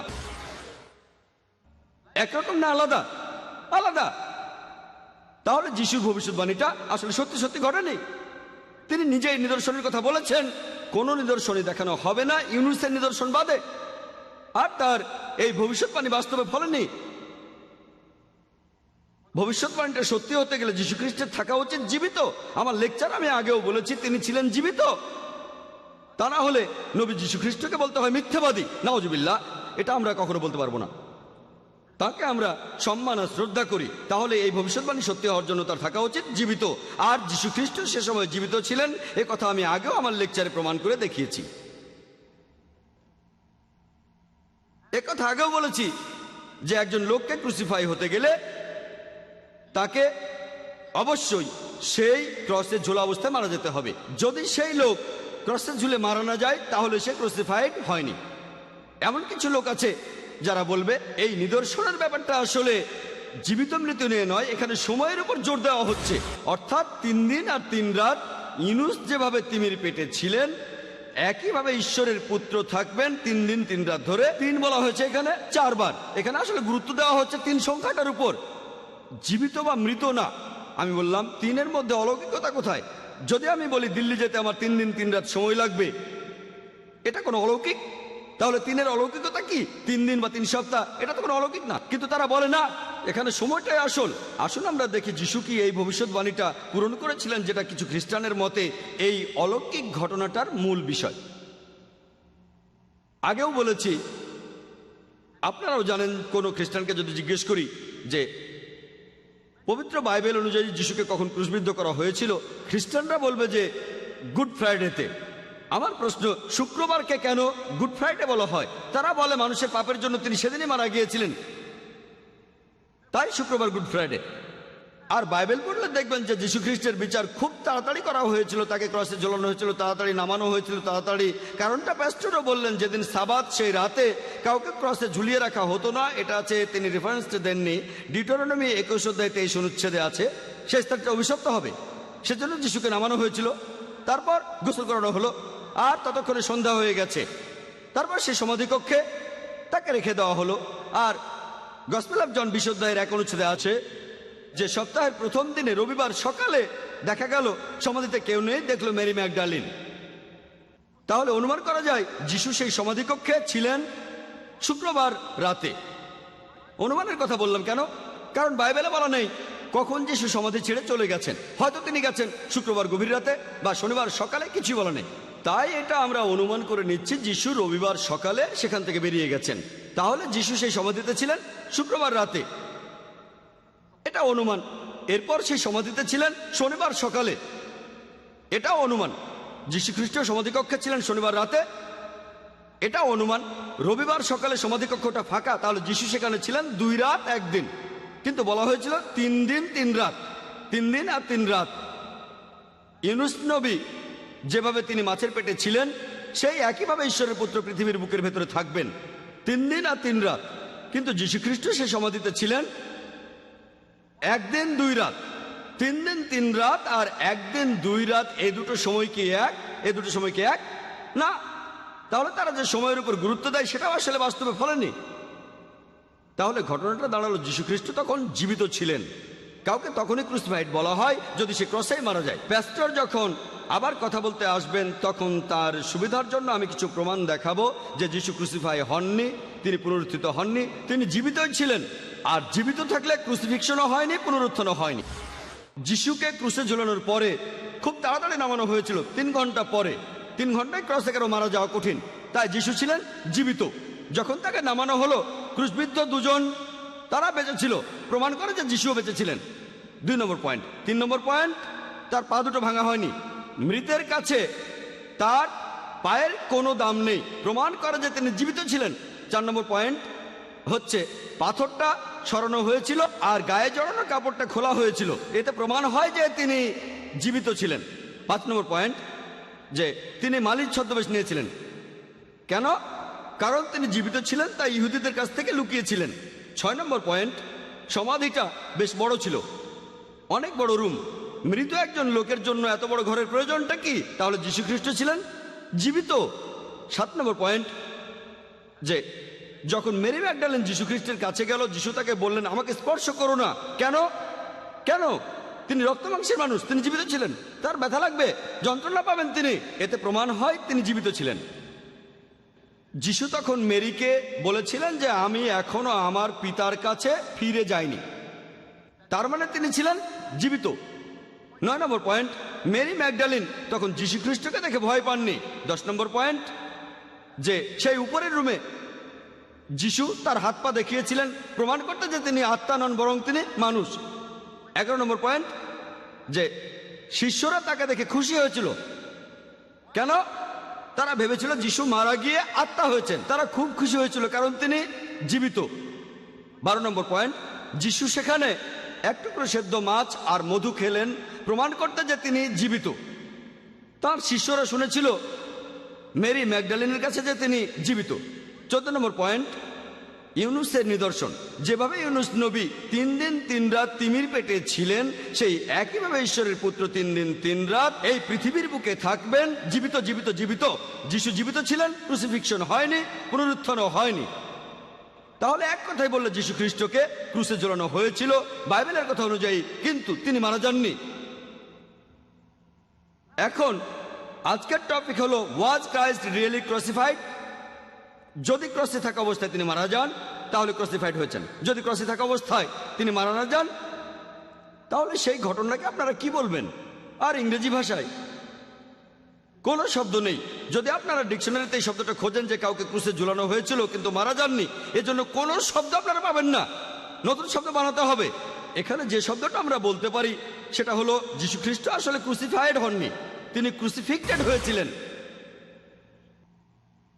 শব্দটা ক্রুসিফিকশন হবে না, CRUCIFIXION, এটা হবে ক্রুসিফিকশন, CRUCIFICTION।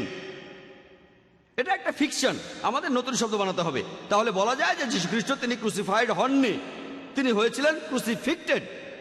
তাই আশা করি এতে দ্বিধাদ্বন্দ্ব চলে যাবে, আর প্যাস্টরও মানবেন, তার মন থেকে দ্বিধাদ্বন্দ্ব দূর হয়ে যাবে যে যীশু খ্রিস্ট আসলে ক্রুসিফাইড হননি, কোনো ক্রুসিফিকশন হয়নি FIXION, বরং ক্রুসিফিকশন FICTION। লেকচার শেষ করার আগে কোরআনের একটি আয়াতের উদ্ধৃতি দিচ্ছি। সূরা আল ইমরানের 54 নম্বর আয়াতে একথার উল্লেখ করা আছে, আর তারা চক্রান্ত করেছিল, আল্লাহ কৌশল করেছিলেন, নিশ্চয়ই আল্লাহ কৌশলীদের শ্রেষ্ঠ। ওয়া আখিরু দাওয়ানা আলহামদুলিল্লাহি রাব্বিল আলামিন।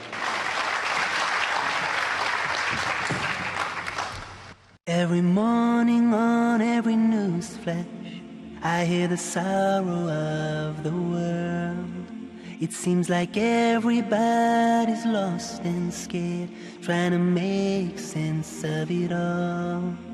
And as I travel to and fro, so many faces pass me by. I see lonely hearts living lonely lives, just biding their time. And while we call ourselves civilized, many people living empty lives. ডিকশনারির capital R এবং small আর নিয়ে কথা বলছি। আমি dictionary check করে দেখিনি, তবে doctor Zakir যা বললেন সেখান থেকে বুঝলাম ক্যাপিটাল আর দিয়ে রেজারেকশন একটা উদাহরণ হিসাবে বলা হয়েছে। আমার ধারণা উনি ভুল বুঝেছেন। ডিকশনারির সব কথা তিনি হয়তো মানবেন না, আমিও মানবো না, তবে তিনি বাইবেল তো মানবেন। সেন্ট পল এই কথা বলেছেন 1 করিন্থিয়ান্স 15 নম্বর অধ্যায়ের 44 অনুচ্ছেদে যে পুনরুত্থিত শরীর আত্মা হয়ে যায়। আপনি কি যিশুকে মানেন নাকি মানেন না? আসলে সেন্ট পল এখানে শুধু আদেশের কথা বলছেন না, পল এখানে বলছেন এই আদেশ আমাদের সবাইকে কিভাবে বিচার করছে যে আমি একজন পাপী এখানে আমার বিচারের কথা বলা হয়েছে, সেই আদেশের কারণেই যীশু খ্রিস্ট নিজে স্বেচ্ছায় ক্রুসিফাই হয়েছেন। পল বলেছেন সবকিছু ক্রসকে কেন্দ্র করে। প্যাস্টররা বললেন আমাদের ভালো কাজগুলো সব মূল্যহীন, ক্রুসিফিক্সন না থাকলে বাইবেলের দাম 2 পয়সাও না।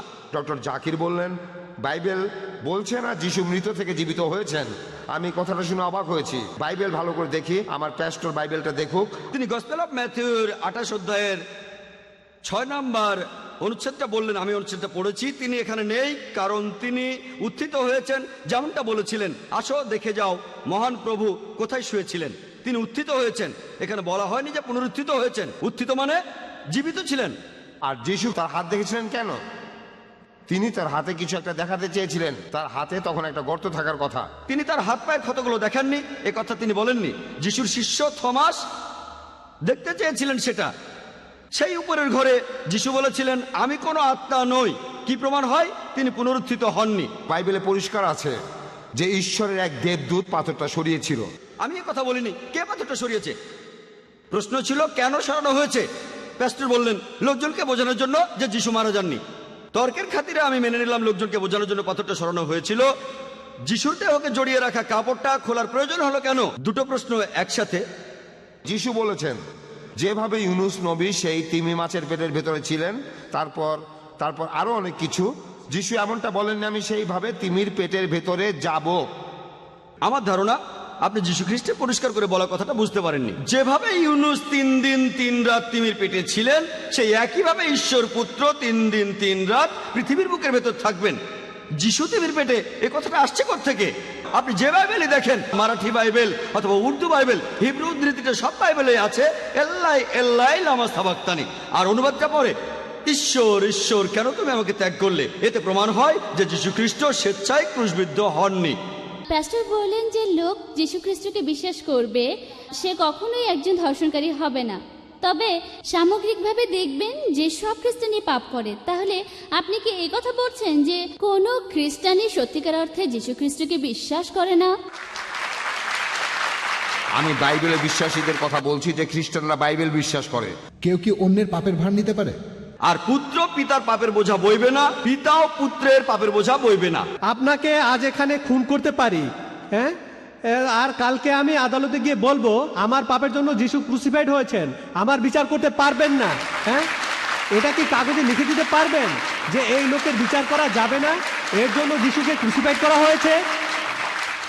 যদি সত্যি বিশ্বাস করেন আমাকে খুন করবেন না। আজকের বিতর্কের টপিকটা হলো ওয়াজ ক্রাইস্ট রিয়েলি ক্রুসিফাইড। অন্য আরেকটা প্রশ্ন করে এই প্রশ্নটার উত্তর পাওয়া যাবে না। যুক্তি সেই কথাই বলে। আজকের বিতর্কের টপিক এটা নয় যে যীশু খ্রিস্ট পুনরুত্থিত হয়েছেন কিনা। আমি আরেকটা বিতর্ক করতে চাই না যিশুর পুনরুত্থান নিয়ে। দুটো পাখি এক ঢিলে। যদি মারা না যান তিনি ক্রুসিফাইড হননি, যদি মারা না যান তিনি পুনরুত্থিত হননি। আমাকে বলেন বাইবেলের কোন ভার্সনটা সঠিক? বাইবেলের অনেক ভার্সন আছে, আর বাইবেল আসলে কোন ভাষায় লেখা হয়েছিল? ভাই আপনি খুব জটিল একটা প্রশ্ন করেছেন। আর না না, এটা তো সহজ প্রশ্ন। আর একদিন আমরা চায়ের দোকানে চা খেতে খেতে এটা নিয়ে আলোচনা করব। হে মুমিনগণ, আল্লাহকে ভয় করো। হালাল হারাম একমাত্র আল্লাহ পাক করতে পারে। তোমাদের জন্য মৃত জীবের মাংস ও সোয়ার অবৈধ করা হয়েছে। বিড়ি, তামাক, জর্দা, সিগারেট, গুড় এগুলো হারাম খাদ্য। এই ইমানদারগণ, তোমরা হেদায়েতের পথে থাকলে কেউ পথভ্রষ্ট করতে পারবে না। জ্ঞানের মূল উৎস হচ্ছে আল্লাহর ওহী। তিনি পূর্ব পশ্চিমের মালিক, তিনি ছাড়া কোনো মাবুদ নেই। আল্লাহ যে আইন নাজিল করেছেন তার বিপরীতে কেউ যদি আইন প্রণয়ন করে তো তারা কাফের। হারাম মাল নিয়ে যদি কেউ হাজ করে বা মসজিদ বানায় তা কি বৈধ হবে? জানতে হলে দেখুন ইসলামের শ্রেষ্ঠত্ব প্রতি শুক্রবার রাত 11:30টায় আর পুনঃ সম্প্রচার সকাল 10:30টায় বাংলাদেশে পিস টিভি বাংলায়।